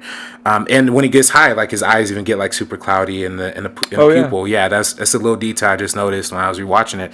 But again, that's a part of the visual style and feel of this movie. And ultimately, this is, like I said, one of my favorites, and I think that over time, this movie has garnered and will continue to garner a bigger and bigger following. So, sure, especially when more people check it out. Yeah, definitely, and even when smaller directors go on to direct big things like Star Wars, a lot of people go to revisit their older filmographies. Absolutely. And I think a lot of people are revisiting. I know a lot of people who hadn't seen Looper before The Last Jedi, but wanted to check that out just to see what the style was going to be like going forward. So yeah, absolutely. Yeah. We're gonna talk about the Breaking Bad episodes too. No, we usually just do film. Yeah. But you mentioned The Fly if you want. Oh, it's my favorite episode of Breaking Bad ever. I can't lie. Yeah. When I first saw The Fly, I'll mention it. Right, we won't go into it. But when I first saw that episode, watching it, like I was binging Breaking Bad because I was a little bit behind on it. Right. I was freaking out. I was freaking out. I was like, what's going on? This can't be the whole episode. And then commercial break come back from commercial break. What? They're still looking for the fly. What is going? Like I remember it was literally like me having a freak out moment watching this episode, The Fly, where I was like, all right, one more commercial break, then we're gonna get to the third act. It's gonna be crazy. And then they're like, we're still looking for the fly. I'm like, no, it's impossible. They can't still be doing this. What's going on? Like I was freaking out, dude. Yeah, because that episode is insane, and it's funny how like it's regarded as like one of the best ones. It divides people. A lot of people are either because like for it's me, the best one or the worst. I wanted to die. I was like, what's happening? This can't be the whole episode. This is a joke, right? Yeah. And then I kept watching, and I was like, no way, they're still doing this. I binge Breaking Bad too. So when that happened, did you freak out or what? Well, I was like, this is a really weird direction they're taking, but I'm into it. But like, I can only imagine watching week by week. And I didn't watch. I watched it. Yeah. I binged it. So. Yeah, I binged it too. But if you're watching that week by week and that's your episode, oh my god, that's probably way more divisive. Yeah, that would have pissed me off a little more. But he did direct the second to the last episode. He did. Is it Ozymandias? Ozymandias. Yeah, that one's a great one too. The only thing on IMDb to ever hold a 10 out of 10. On there, it's a great episode. It's one of my favorites, to be honest. Yeah. For sure. Let's jump into Star Wars. If you guys have heard of it, The Last Jedi. Star Wars, nothing but Star Wars. Yeah, nothing but Star Wars, making $220 million this weekend. Jesus. Everyone and their moms and their cousins and their daughters and their sons saw this movie. It's crazy. I was talking to my mom about this, but my entire office saw this movie Thursday night. Every single person. I've never had that experience because I saw Thor. I work at a TV network, right? Mm-hmm. So we keep up with films and movies in the industry.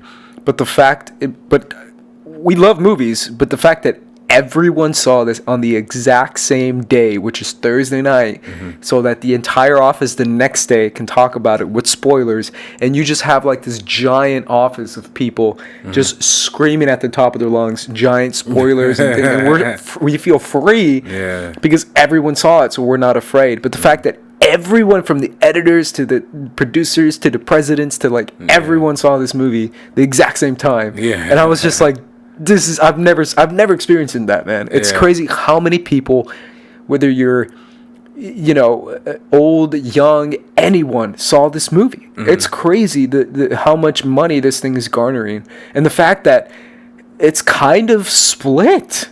Like, for the most part, people like it, but it's a lot more split than I thought it was going to be. And I remember texting you about the premiere reactions. Yeah. Because I was nervous, because I want my reactions to be very much like... It's perfect. Yeah, it's perfect. Because if people say it's perfect, that means it's good. Yeah. Basically, in these days... If people say it's good, that means it ain't good at all. Yeah. So I want to hear your thoughts, just general thoughts first. Reaction coming out of The Last Jedi. Well, let me preface this by saying, I said first. Now I'm playing. Let me just preface this. You know what I mean? I said before in this podcast, Brick's one of my favorite movies of all time. Yeah. Looper's one of my favorite science fiction movies of all time.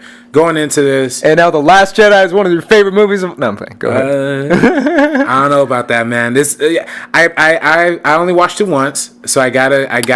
Sure. I'm still absorbing it a little bit. Still gotta. There's a few things to get in on. This is spoiler heavy, by the way, people. So spoiler alert tag, is gonna go and everything. Ultimately, though, I think there's more in this movie that I like than I didn't like. But the things I didn't like almost makes me want to punch a wall. You know what I mean? Like, there are some things in this movie that happens that I think there's a theory. I think that if you're like, especially for fan movies, like movies that are made for fans, if there's one scene that throws you out of the movie, you're never going to be able to get back in, right? I think that's with Spider-Man 3 with the dancing in the sidewalk, which I love, by the way. That's Iron Man 3 with the Mandarin, and to me in this movie, it was when Princess Leia takes off and starts flying like Superman.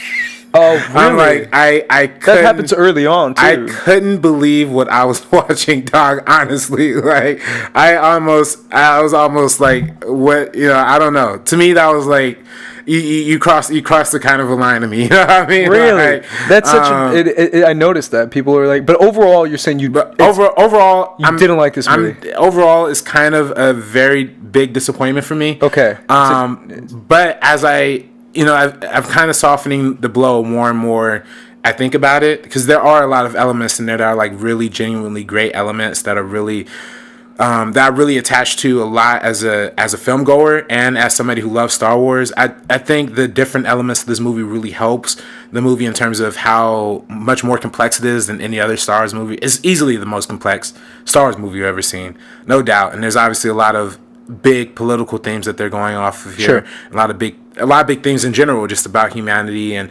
heroism and stuff like that. Spiritualism. I think they really touch really deep on, and I think is great. But just some of the sillier elements in this movie just really kind of throw me out of whack. So I'm more disappointed than I am liking it. But again, I could watch this movie again and have a different reaction to it. Maybe I'm getting over that. And we're talking initial reactions, because again, I've only seen it once too, and it's definitely, and I mean definitely, the type of movie that you have to see again. Yeah. Right? Because it is a lot to digest. I definitely agree with people saying that you should watch it a second time, even if you're not a Star Wars fan. Yeah. Because it is a lot to digest. But I feel like people give a little bit too much credit to watching it twice. I feel like initial reactions, first and foremost, should be what you take from a movie. You shouldn't have to watch a movie 2 times to get your true reaction to a movie. We saw Lady Bird once, loved Lady Bird. Yeah. I saw Get Out once, loved Get Out. Mm-hmm. I saw a lot of movies this year. Thor once, and I loved Thor. I saw a lot of movies this year that I saw once, and that's all I need to see for me to be like, thumbs up. Right. And I'm not saying that this is definitely the type of movie that benefits from watching it a second time. I just don't think you need a second time to get your true idea of a movie. In the sense of, they shouldn't rely on a second time to get a true reaction. Because I hear a lot of people saying, you have to watch it twice, otherwise you're not watching it. I'm like, yeah, you got to watch it once. You probably should watch it twice. Yeah. You don't have to. But I'm definitely going to watch it again, because, again, you're right. It's a lot to digest. For me, there's more. Walking out, I was a little bit, I was on the side of like, it's good. There's more good in this movie that I like than bad in this movie that I don't like. For me, it's always a balanced scale. I have to measure all the scenes, all the moments that for me didn't work at all, and then measure it against all the moments and all the scenes that did work for me. And when I balance it out, it's more good than bad. Mm-hmm. I liked more this in this movie that I didn't like. However, it's barely there. Like it's almost half of this movie that I liked and half I didn't like, which isn't a good, division between the two. It should be like, 80%. Kind of the same to me too. Like there's the scene that, the Princess Leia scene is the biggest standout, but there are a lot of like smaller elements and story beats that really kind of throw the movie out of whack. So. Sure. For me, the issue that it comes down to the most is the overall feel I have of the story progression of the movie, where I feel like they're a little bit stagnant on that. That's my biggest issue. My biggest gripe of the movie isn't the crazy, ridiculous, silly scenes that we got or the storylines that we got that were kind of crappy, like Finn's storyline. But for me, it's going into the movie, coming out of the movie, what I thought of the movie. And when I tweeted out my reaction, I realized that my reaction was essentially the same it was when it was The Force Awakens, and it shouldn't be the case. This is the second movie in a trilogy. It shouldn't be like, what I said in my tweet was, I'm excited to see what happens to Rey, and Kylo Ren's pretty cool. That's essentially what I said in The Force Awakens too. That shouldn't be the case. I should know a lot more about the overall story in this movie versus being excited for the future. You know what I'm saying? Like, when you saw The Force Awakens, you're like, I can't wait to see what happens to Rey. And then coming out of this movie, I'm like, I can't wait to see what happens to Rey, because she didn't really do. I mean, you get what I'm saying? Like, for a movie that promised so many things, as far as like what's going to happen to the Jedi Order, what's going to happen to the future of the Force, what's going to happen between the balance of the Force, what's going to happen between Luke and Kylo and all this stuff. We got this much of it. And I know people might argue against me on that point, but I really do feel like we got this much of it. Again, we're going to spoil things, but the two big things that we got was Supreme Leader Kylo Ren, because Snoke is killed, sure. And then we got Rey's parents are no one. That's it. That's it. That's all we got. Yeah, I'd argue with you on the Kylo thing. I think we got a lot from him, though. I think no. Kylo, to me, I told a lot of friends, for me, he was a standout in this movie, because in the first movie, they set up Rey in a way that's like, I can't wait to see where Rey goes, and they set up Kylo in a way where you're like, I don't know. But you're right, Kylo did get a lot in this movie. I just want to see more progression within that story instead of Finn and Rose, When Poe fighting with Laura Dern, and I'm just like, oh, just get me back to Rey and Kylo, man. Like that to me was like my biggest complaint of the movie. I think we got a clear picture of Kylo Ren as a character. And from what we've seen in The Force Awakens to what we see now, it makes a lot of sense how his character will end up in this place. And he's way better in this movie too. Oh yeah, he's way better in this. In The Force Awakens, he's good, but in this one, I'm just like, I'm on board. Well, he has a very powerful. I think, and that's the thing too. All the performances in this movie were like really, really, except for one standout bad performance. Which one? It's spoilers, so I gotta say Rose, man. I don't know, man. That to me, really, to me, that's kind of the worst Star Wars character. Like, performance though. I mean, I guess she was doing what she was given. She was doing what she was given, though. I mean, her story sucked, but that doesn't mean she was a bad actress. I think the performance that we got was low-key shitty. Was the two performances that I think were like ridiculous, and a lot of people have. I'm surprised how many people loved it, and I'm like, you like that? That was kind of whack. General Hux. Being like a freaking over-the-top cartoon character who doesn't look like he knows 1 + 1 = 2. And yet he's like, and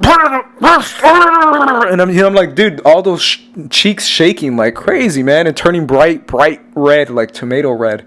And then Benicio del Toro being this over-the-top quirky character, and I'm like, I don't need this, man. This whole storyline's already over the top. I don't need an over-the-top character in an over-the-top storyline, which is the Rose and Finn storyline, which didn't work at all for me. Well, for me, I think that storyline worked. It was too long though. It was too long of a storyline, and it took up a lot of time in the movie that I think could have been more satisfying for Rey and the Luke story. That being said, though, I really did love the political stuff they were saying in that. The whole 1% being this over-dominant thing. They go into this casino town, and then even with Benicio del Toro showing them like, oh, these are the people selling the weapons. They're selling the good guys. And I love that. I love that they're going to that place, because the only other time Star Wars has always been kind of political, right? Even from its inception, 1977, it's very like anti-Nazi, all that kind of stuff, and they kind of re-update that with like Hux and Kylo being like the neo-Nazis of this universe, right? They're really just following the legacy of the people that came before them. So I think that's a really nice way of updating that. But in terms of the political war aspects of it, we don't really see a lot of that unless it's in the prequels, but in the prequels they're just standing and talking in semicircles about it. But to me in this movie, they handle it well by showing the actions that are implemented here, right? Like how the warfare, especially with the resistance, how we're losing so much of the resistance just during this fight against the First Order. That is that really the cost? What's the cost and the effect of all of this stuff? Who is the good guys and who is the bad guys? And I like the fact that they muddy the waters a little bit with that. To me, I love that, but it stops working once you start talking about the Laura Dern character, right? To me, that almost made no sense in the fact that when she's there, when she's first introduced, it's like, okay, who is this person? We've never seen this person before. I almost feel like if it was like Admiral Akbar or something, it would make a little more sense. But this is just a person we've just I mean, friggin' R.I.P. Admiral Akbar. They did you dirty, bro. They did him dirty. They didn't even show his death. They just said Admiral Akbar's dead too. Bruh, who's gonna tell us when it's a trap though? Like, for real. No more trap music, dude. Trap is dead. Dude, for real. They did him dirty in there. Yeah, they did, man. RP, man. Damn. But anyways, go back. But again, like with her storyline, it kind of almost would have made more sense if she just told Poe from the beginning what the plan was, right? 100%. Like, if she just would have said it, like we would. Honestly, at that point, I was ready to shoot her too. I was cheering for Poe. I was like, yeah, Poe, kill her. Because she kind of listen. If we're talking real world politics here, she kind of just represents the establishment, right? She's just like the rich, like overpowered lady who was there, implemented by the government to run this rogue resistance. Meanwhile, Poe is the one who's actually doing the physical work, and he has all the experience. And he's kind of sidelined. Again, I know he makes a lot of mistakes, and I like the movie that they kind of show you his mistakes as a leader, and that he's resulting in the deaths of all of these great heroes. But that being said, she doesn't have the war knowledge, and she doesn't have the actual fight of being there. She's just implemented by, here's the government, sure, or here's the underground, person that we elected, what I mean, without consulting the rest of the crew. You know what I mean? So, I don't know. It makes me angry as like in real life. Somebody follows politics. Like, what do you? So anyway, so that's why when Poe overthrows her, I'm like, yes, this is the movie. Me too. I was like, this is what I'm going for. But then Leia comes in and then shoots Poe. I was like, oh, okay. But then we get to understand the plan. It's like, okay, that does make a lot of sense. But at the end of the day, she's still wrong.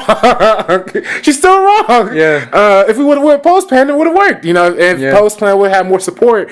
Of course, that plan fails too with Finn and Rose. But it's like, I don't know, man. A lot of it was I also feel like one good thing and one good little detail that I liked, and it's a tiny little moment, but the moment when Finn and Rose are pitching their plan to Poe. Yeah. And they're like, I got a plan. We're gonna do this. He's like, all right, that's where we blow it up, right? And he's like, I like where your head is at, but no, we're not gonna blow things up. I kind of like that they made Poe a little bit more like a little too gung-ho, a little too like ready to shoot, a little too trigger happy perhaps. Yeah, exactly. I kind of like that. I was like, that's kind of a cool little detail in his character that you might think it's good, you might think it's bad, of him being like a little bit too much of a hotshot. Right. And wanted to blow things up all the time.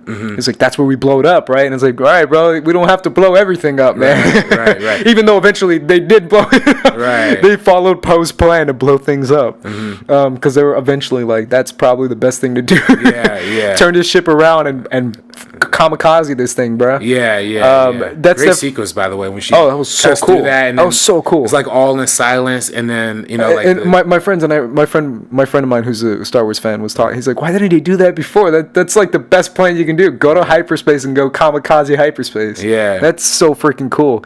But anyways, for me, I'm with you. I feel like every side story for me, to be honest, didn't really work. Especially the Finn and Rose one didn't work for me. I get what you're saying about Canto Bight and showing that. Canto Bight. I just feel like they don't really know what to do with Finn's character that much. Like, I feel like even that was a little bit more of Rose's story than it was Finn's story. Yeah, I think what the Force... Go ahead, I'm sorry. Oh, no, what I was going to say is that The Force Awakens kind of... The way they establish these characters is like our Luke is Rey, our Han Solo is Finn, and our Han Solo is Poe. No, I kind of say he's the Leia only because like the way they set him up, he's the one who sends the secret message. You're right. So to me, he's kind of like he's also the war general. So I kind of make the Leia comparison. But I mean, he could be seen as the Finn too. But Finn's kind of he could be seen as the Han Solo. But Finn's kind of wearing even like the Han Solo outfit. Got you. With the jacket and the white shirt and everything. But to me, it's like, if you were to send Han Solo, if The Empire Strikes Back sent Han Solo on a mission with just a random woman character halfway through the movie, I think most people would be pissed with that too, right? Because all we know of Han Solo is just he's his own agency, his own agenda. He just kind of wants to get out. And what Finn, and as we established Finn in the beginning of this movie, he doesn't want to be a part of this anymore. He just wants to help Rey and get Rey back. That's all he really cares about. So, dude, I feel like Finn is one of the weakest parts of this movie, not because of his character. I like Finn. I like his character. I like John Boyega's acting. I like pretty much everything about Finn. I just felt like they set him up to be something that could have potentially been something really cool. Like, think about it. Ex-Stormtrooper, went against the First Order, doing his own thing kind of thing. And I was like, all right, this is cool. I like this character. And then what you do with The Last Jedi is you essentially don't do anything with him and just give him the storyline that's kind of empty, to be honest with you. That's just my issue with Finn. At least with Poe, I was semi-interested in the Poe storyline. But with the Finn storyline, I was like, dude, come on. Get me back to Rey and Luke, because this is not working. Or Rey and Kylo. Rey and Kylo was great. I love the freaking communication they were having. Oh, yeah. When they're Force. That was cool. I was like, this is really cool. I love seeing progression of the Force. And I know a lot of people, that's one of their biggest criticisms of this movie, is the Force. To me, that's progression. You can't keep telling us about this ancient mystical power and not show us how it can advance, right? Yeah. Besides floating rocks, floating ships, floating this, floating that, force lightning. Now you got to step it up. You got to introduce us something different. And they did that with the communication calls and with the astral projection thing that Luke did. Astral projection was new. That was cool. I thought that was freaking cool. And when they showed that, I was like, that's new. And that's cool, and it's new. And it's something that you can say, new fans of Star Wars can have that. Kids who are now watching The Last Jedi can say astral projection mode or whatever when they're playing, and old fans can accept it because it's a continuation of the same thing. What came before. Exactly. That's exactly what I was so good. Exactly what I was going for, because when it's kind of like the Jedi mind trick, but you're just kind of playing it on everybody essentially. Exactly. And of course that takes a lot of power in the Force, and that's why Luke ultimately, he gives himself up and dies. Right, because he's used so much of his power. So that made a lot of sense. And again, like you're right, it introduces a new power of the Force. I mean, every generation has their new kind of thing, right? From the lightning to the Jedi run or the Force run to now this. It's just going back to the Leia thing, man. I don't know if that was a Force thing. It's everyone has an issue with that. It's a very split thing as far as I love that scene. At first, I was like, this is weird. But then I was like, are you kidding me? Like, if you really have a Skywalker, you think a Skywalker is going to die that easy? Hell no. Of course the Force is going to be strong in her and protect her and take her back to the ship. Like, that to me made sense because of the fact that she is so powerful in the Force, and that I personally know that. I get that a lot of people might not know that. Well, they don't tell us that. They don't tell us that, but they did tell us that in the Return of the Jedi, when we know that Leia has that power too. Yeah, and we know that she's strong in the Force. We don't know. So when she's out in space and floating, I was like, she can't die like this. I mean, she's got the Force, man. The Force will protect you. I don't know. I liked it. I get how the crazy cheesiness of her flying like, freaking Jesus or Superman Jesus.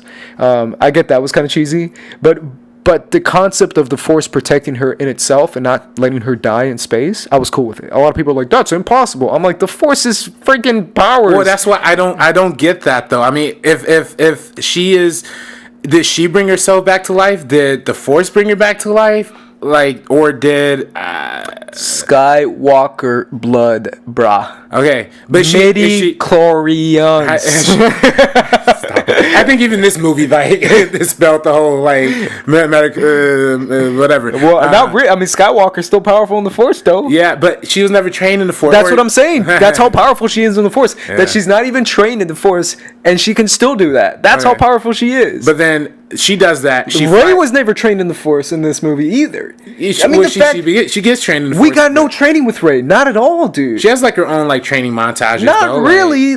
She's training on her own. She's training on her own, but on her own. She's not getting trained. Yeah. That's one. Two, I don't know. That pissed me off because we jumped from a movie where we're like, wow, why is this girl so powerful in the Force? And then we jump to this, and then they're like, oh, because, the Force chose her. And I'm like, cool. Now, can we get some progression on what that means? And we get none of it. We just get, like, wait for the next movie. And I'm like, oh, we've got to wait for the next movie to find out what like for me, the Yoda stuff, right? Because when Yoda came in and was like, hey, screw the Jedi, let's do this, let's restart, let's push the restart button, let's do something different, Luke. Train Rey, go help her out or whatever, and let's do something different. And I was like, all right, cool, tell me more. And then it just cuts and it, keeps going to Finn and Rose and stuff. And I'm like, oh, dude, I want to learn what's going to happen to the Jedi Order. I want to learn what's going to happen to the Force. And I feel like we get this much of it in this movie. Yeah. Like, that's what I want to know. Well, also, one small little thing, and I'm interrupting you, but it's worth it. Shout out to JTE. I thought of JTE when Yoda sat down and he's a Force, and I'm like, hashtag Go Sit is real, dude. Go Sit is canon, it's real, and it's cool. So you can stop, JTE. I think that scene was funny, especially considering how much the Star Wars canon people are how big of the deal the Journal of the Wills thing has become recently. I've never got it. I've never understood what this whole shit was about. Sure. But then they're just kind of like, oh fuck it, we're just blow it up, you know what I mean? So I thought that was nice, especially for. But I want to know what that means, though. Right. I don't know. I'm just as a casual fan like me, I'm just like as a hyper fan, I'm like, what is the Jedi Order going to do? What it's going to establish the Force or the balance of the Force? I'm like, all these thoughts are coming in my head. Yeah. Let's talk about things that you did like scenes or something. What's your favorite scene in this movie? I definitely there's a lot of great scenes in this movie. Again, that's the thing. Like the whole opening thing where it was Rose's sister and she had she was on a bomb carrier, and it was like the effects of the whole slow motion of the thing falling, the suspense of that. Brilliant. That was super cool. Absolutely brilliant. For me, like when you're starting a movie like that, I'm like, this is This is the combination of Rian Johnson and Star Wars that I've been looking forward to. Sure. So that was great. I loved the moments where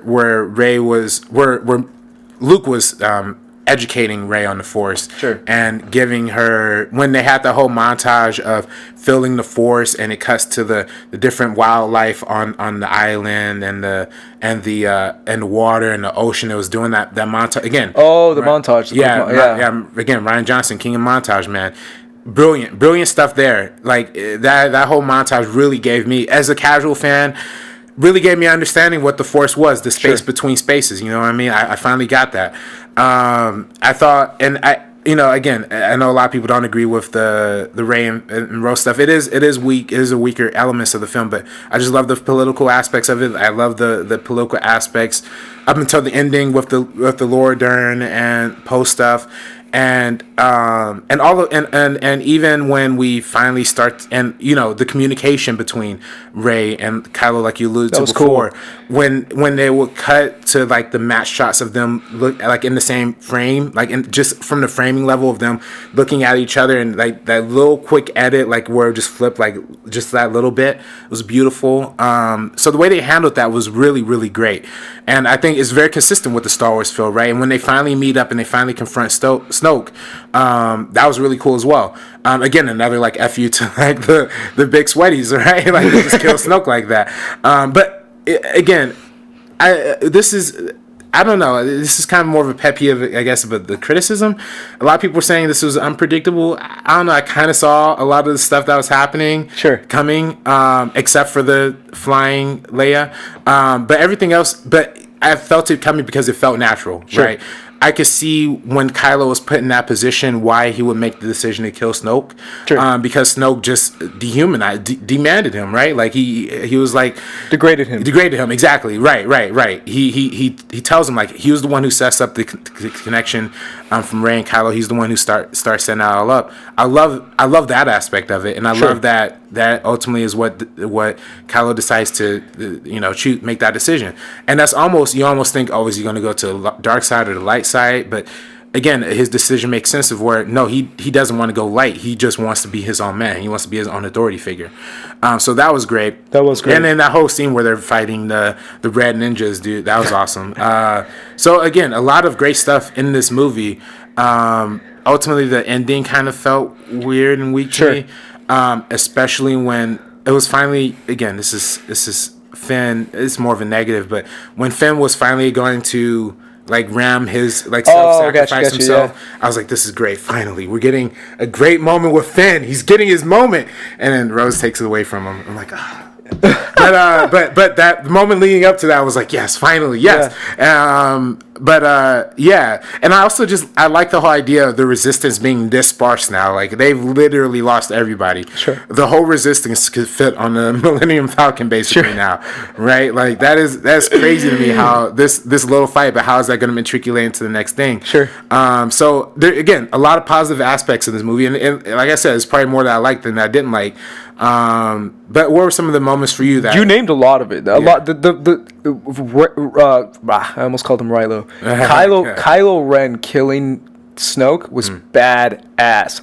Everything you felt was exactly how I felt. I felt like it was a big FU to Snoke. It was a big it was Kylo tricking Snoke. Basically, he tricked him. He showed him that it's crazy how, as powerful as Snoke was in the Force, Kylo was kind of stronger in the Force in that moment, because I felt like there was he almost Jedi mind tricked Snoke into thinking I'm on your side, and he's like, Kylo would never betray me. Kylo's my homie.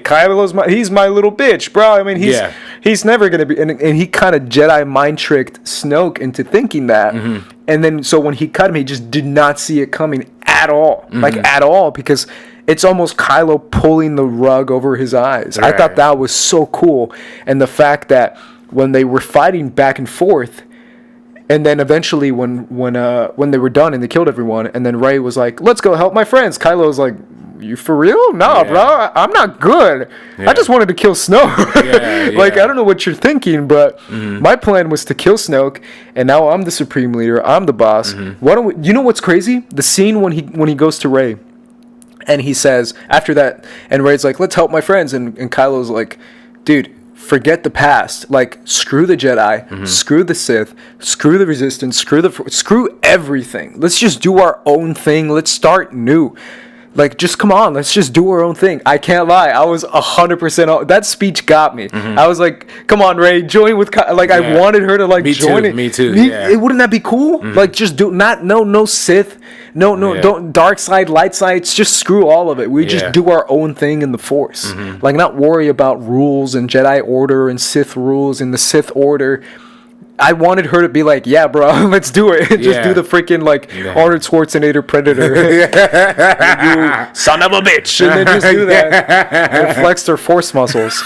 Like, that's what I wanted. They just grow, like, blue muscles as they're shaking hands. But for real, that got me. When he said that, I was like, damn, he's right. Like, forget all these old people making all these rules. I felt like it was a big F you to old people, too. Like, I'm not necessarily, like, screw. But for me, it was like, all these old people with these old, like, it's time for the youth to take over. It's time for young people to have their place. Like, when he basically did that, that's what I felt, and I thought it was very purposeful, making Snoke look like he's super old too. Oh yeah, decrepit. Making him look all old and decrepit. It's like, I've been here for years, and it's like, dude, screw you, screw old people. Like, it's time for the youth to rise up and take their own stand. Yeah, like, that's what I felt like Kylo was saying in that moment, and I loved it. I was like, that's so cool, and it makes so much sense. Even the last shot of the movie alludes to that theme going further, right? With the new set of young Jedi that we see at the end of the thing. So. And the fact that Kylo is Supreme Leader now. Such a young, brash Supreme Leader. Yeah. So I definitely want to go into comments. Anything else you want to say before we jump in? Yeah, I mean, again, I really want to see this movie again. I need to engage it a little more, see if there's maybe some of the things that I didn't like, maybe just I could just wash over. That's kind of what I had to do. I mean, there's a lot I didn't like. A lot. Like, pretty much everything with Rose and Finn I just didn't like. Do you like Rose's? Because I don't like her as a character. Like, I think she's a terribly written. I think her character was just there to give Finn a partner. Right. Or just to, and I think she was also like the audience eye through this one too. But I also feel like it was just like, as bad as this sounds, I feel like they were like, everyone's talking about Rey and Finn. We gotta let's give Finn a love interest. Yeah, let's give him a love interest. And let's hook Rey and Poe up to. Oh, man, it's like, come on, man. I don't know, man. I don't know if this is just me. You want Kylo and Rey to do it? No, I wanted Finn and Rey. We gotta put two white people together. But that's what they were. I kind of felt like that's what they're doing. They're like, everyone keeps talking about Finn and Rey. Yeah, we can't have that. Let's put Rose in there. Diversity, interrational. No. Let's put Rose. Let's give her an Asian homie. This is why we're not invited to Star Wars. You heard that, guys? We're not invited because of us. No, I definitely felt like she was just a love interest that they wanted to give this character. Right. Let's jump over to comments. Xavier says, I felt like almost all the humor was added in post. I felt like Disney was like, hey, that scene's too dark. It's going to scar children's. Add BB-8 doing some funny stuff, or that pork. I don't care. I'm with you, Brian. A lot of it felt weird to me. Brian? Yeah, uh-oh. Is that Beardo in there? Creeping up in our, in our Twitter mentions? Yeah, Brian had asked, did we like the humor in The Last Jedi? That was his initial question. No. Yeah. If someone says, did you like the humor? No. Yeah. There was some humor parts in it. I liked the Luke humor. I thought the Luke humor was worked. Good. And when him throwing the big climactic moment of the last movie, just like, that was cool. Anything with Hux, anything with Rose, anything with Benicio with Hux especially was. It was terrible. Not Hux. It was terrible. Yeah, with Hux, when he was throwing the your mom joke, I was like, oh man, what is this? Is this Star Wars? Are we seeing really a your mom joke in the Star Wars movie? Which one was a your mom joke? When Poe is like fucking with him on the phone, like he's like. Like in the very beginning. Dude, come on. That was no. I mean, Schmo's Beardo asks us. Brian asks us, did we like the humor? Basically, to answer his question, no. I didn't like the humor at all. I felt like that was one of the worst parts of the movie. Yeah. Max says, who was the green ghost guy? I don't know. I don't know who that was. Could have been like an old Jedi or something. Yeah, might have played an important part. By the way, I gotta say, I saw some of my homies. I saw it a little later than I saw it Friday night because I just go with my homies from like high school, and they're not like big Star Wars. They're not big movie fans. They just see movies with me just cause. But they're like, oh man, Yoda's a puppet again. Oh man, I don't know about this. What are you talking about? The Yoda puppet was probably the coolest thing. Like they did it good. Everyone keeps saying this, but it's so true. The first time you saw it was kind of weird. I was like, whoa, this is weird. Yeah. Second time, and I was like, this is cool. This is great puppeting. Cool. Right, it was really, really well done. Danielle says, 1, Rian Johnson looks a lot like my English professor from this past quarter.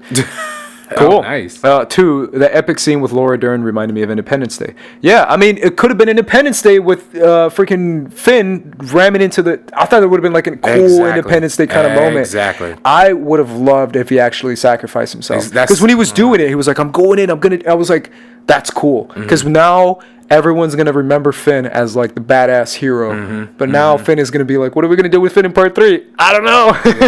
Yeah. I would have liked Finn to sacrifice himself. That's what I was looking forward to. I was like, finally, my man gets the moment. But he didn't. I have one from Jose Miguel who says, do you think it's possible if the Jedi can become Force Ghost when they die, is it possible Sith can do the same and we see Snoke return? Just wondering because it was defeated way too easy for me. Yes and no. When it comes to Sith, yes, we've seen that on Clone Wars, and we've seen that in other Darth lore. Maul coming back. You think he could get the... Well, Darth Maul's different because he actually came back. He didn't come back as a ghost.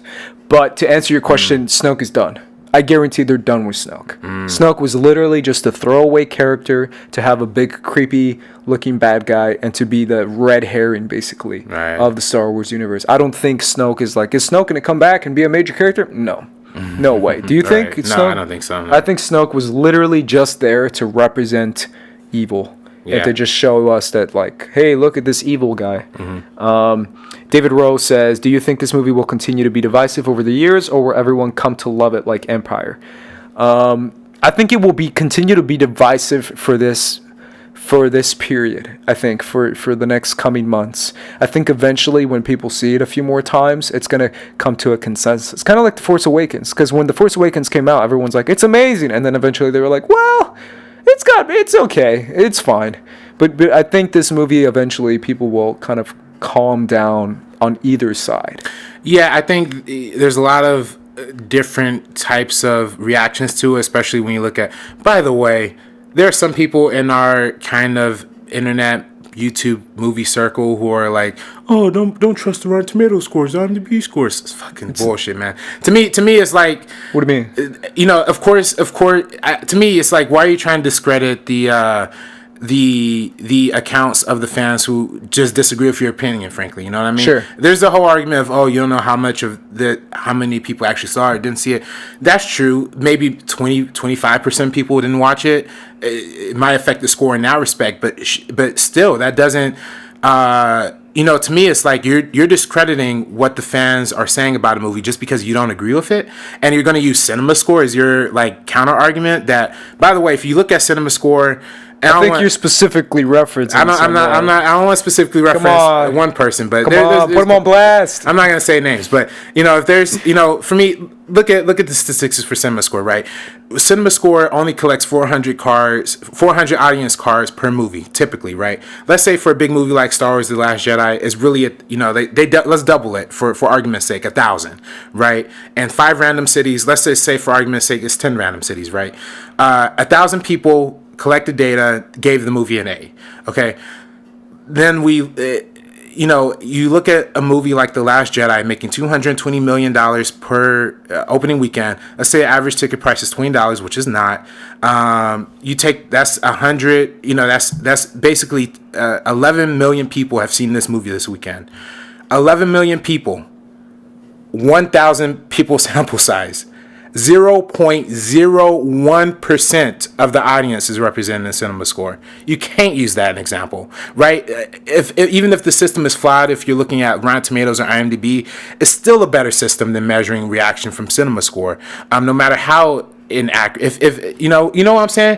If a scientist uses a sample size of 0.01% on like medicine or like climate change, immediately people are going to knock that down, you know what I mean? But I don't know. No, I'm with you. I get what you're saying. But that for me, I feel like a lot of it, I think people have to keep in mind general audiences, because I feel like people are forgetting that, because a lot of the hate that it's getting, it's coming from passionate people. Like, I disagree, man. Really? I saw it with the most general audience. I saw it in like... Because a lot of my friends who've seen it who don't give a crap about Star Wars were like, yeah, it was cool. Yeah, like, well, even my friends... They're not saying it's the best thing ever, but they're not like, oh my god, how could they do that to blah, blah, blah. They don't care. They're just like, oh, there was a lightsaber fight? Cool. Kylo Ren's cool. Yeah, but I don't know, man. That to me is like... When I watched that movie... Again, I saw Force Awakens. We don't get press screenings, so we see it with regular people. Yeah. When I saw Force Awakens, we saw Rogue One, people were buzzing about it afterwards, frankly. I saw this movie, man, I'm telling you, it was dead silent in front of like the most general crowd. My crowd went nuts, dude. Yeah, again, it's divisive. It's definitely divisive, but I don't know. To me, is one of those things. I don't know. So to me, it's like it is split, and I think there's this conversation debate going to keep going on for a while. Same way, like I think it's absolutely necessary though to show you what didn't work in order for there to be changes. I feel like. I was thinking about it this morning. Why does there have to be silliness? I don't get this. I get humor. I just don't get silly. Like, they have to know certain things are silly. Like, there's a difference between funny and silly. And I feel like Star Wars is so obsessed with making silly things in order to cater toward 5-year-olds. Yeah. Like, oh, we have to make a silly moment because 5-year-olds are going to love it. And it's like, why can't you just make a funny moment that everyone can like, instead of silly moments that like, ha ha ha, little kids will love it. And it's like, that, I don't know.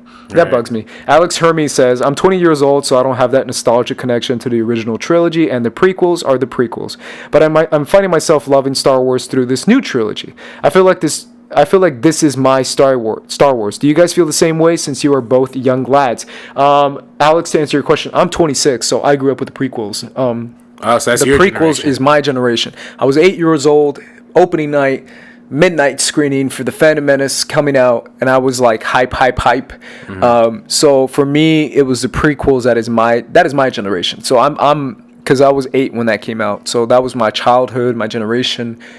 Darth Maul, Anakin, Obi-Wan, those are my kind of things. Even though I watched the originals first, and I was obsessed with the originals first, because they did the re-release to VHS, which was in 96, 97? 97. So in 97 is when I really got into Star Wars, and that's kind of what my generation was. And then the prequels came out, and I was just like, this is my jam. Well, for me, the prequels were out when I was a kid, but I didn't really know enough about Star Wars. But for me, my introduction to Star Wars was actually like the games. Really, like honestly, the Force Unleashed 2, Battlefront, that was how I knew Star Wars. I didn't even see the fucking movies. And then when I saw my first actual movie experience with Star Wars was The Phantom Menace when they did the 3D. You remember when they did the 3D re-release? Yeah, that was my first introduction to that.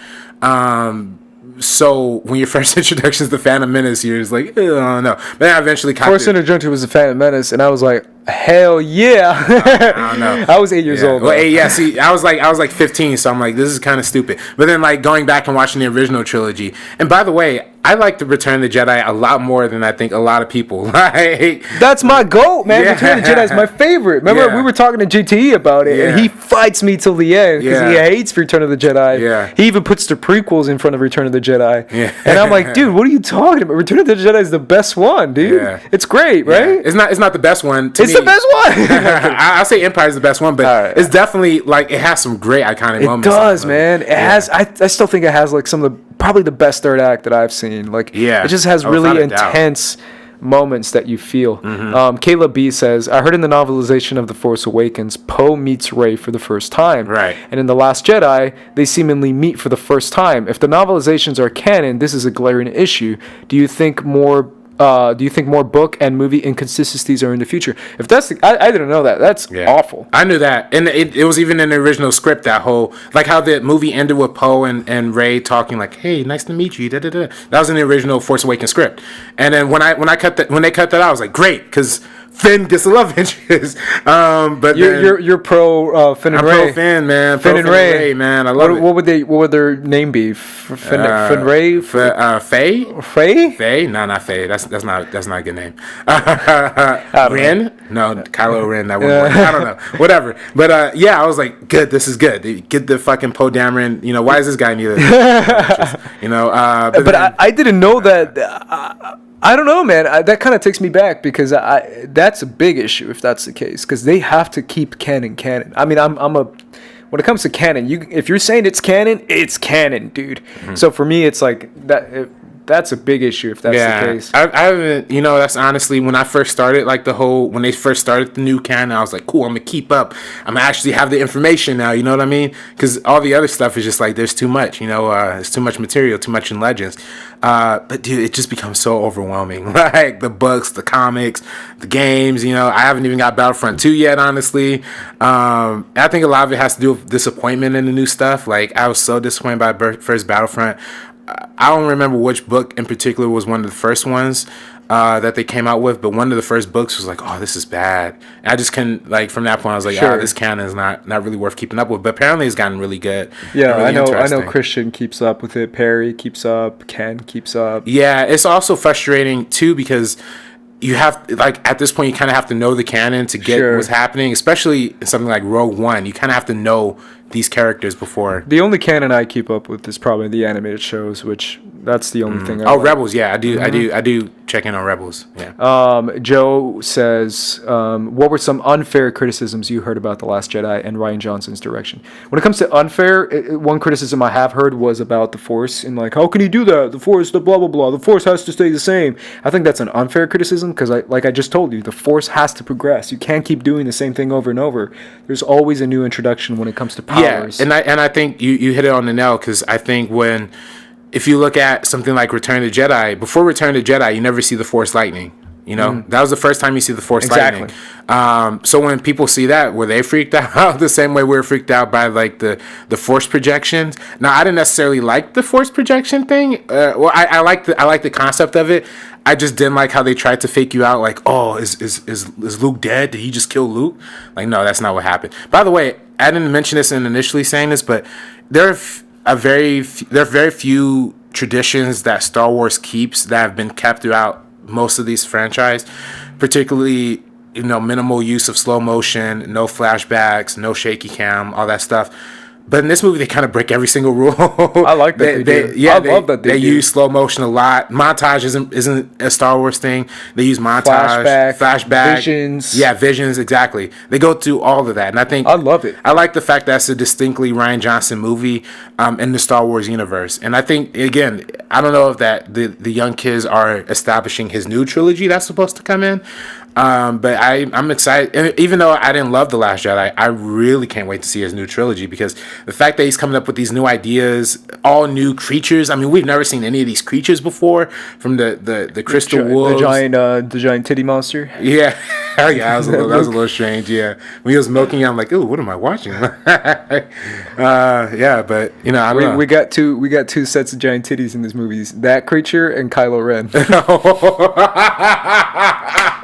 I saw a comment that talked about that scene, and I can't lie. I think it was a comment on Jenny Nicholson's Twitter when she was talking about how cool Kylo Ren was. Yeah. And someone commented and said, "Yeah, but them big old titties, though." I lost it, dude, because I was like, "That's so true. He does have the biggest freaking."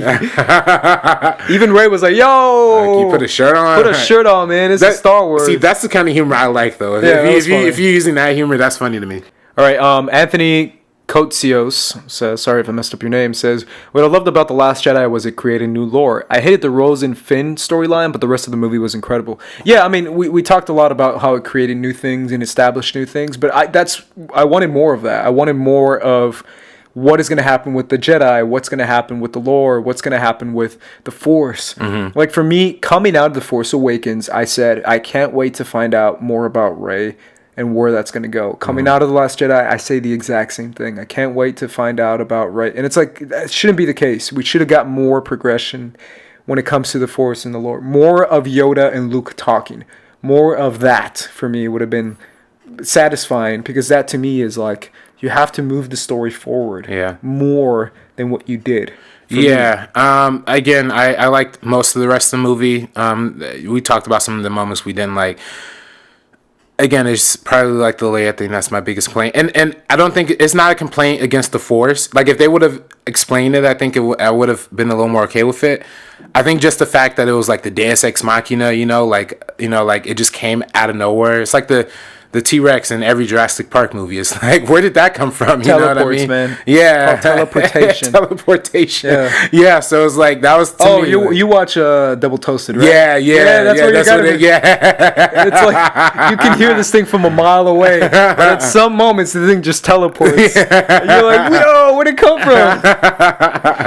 I got you. Yeah. That's kind of my bigger problem with the Leia thing, but everything else in that movie, man, was pretty good. Yeah. We'll finish up with this question. Yeah. Delisha Russell says, what questions do you have coming out of The Last Jedi?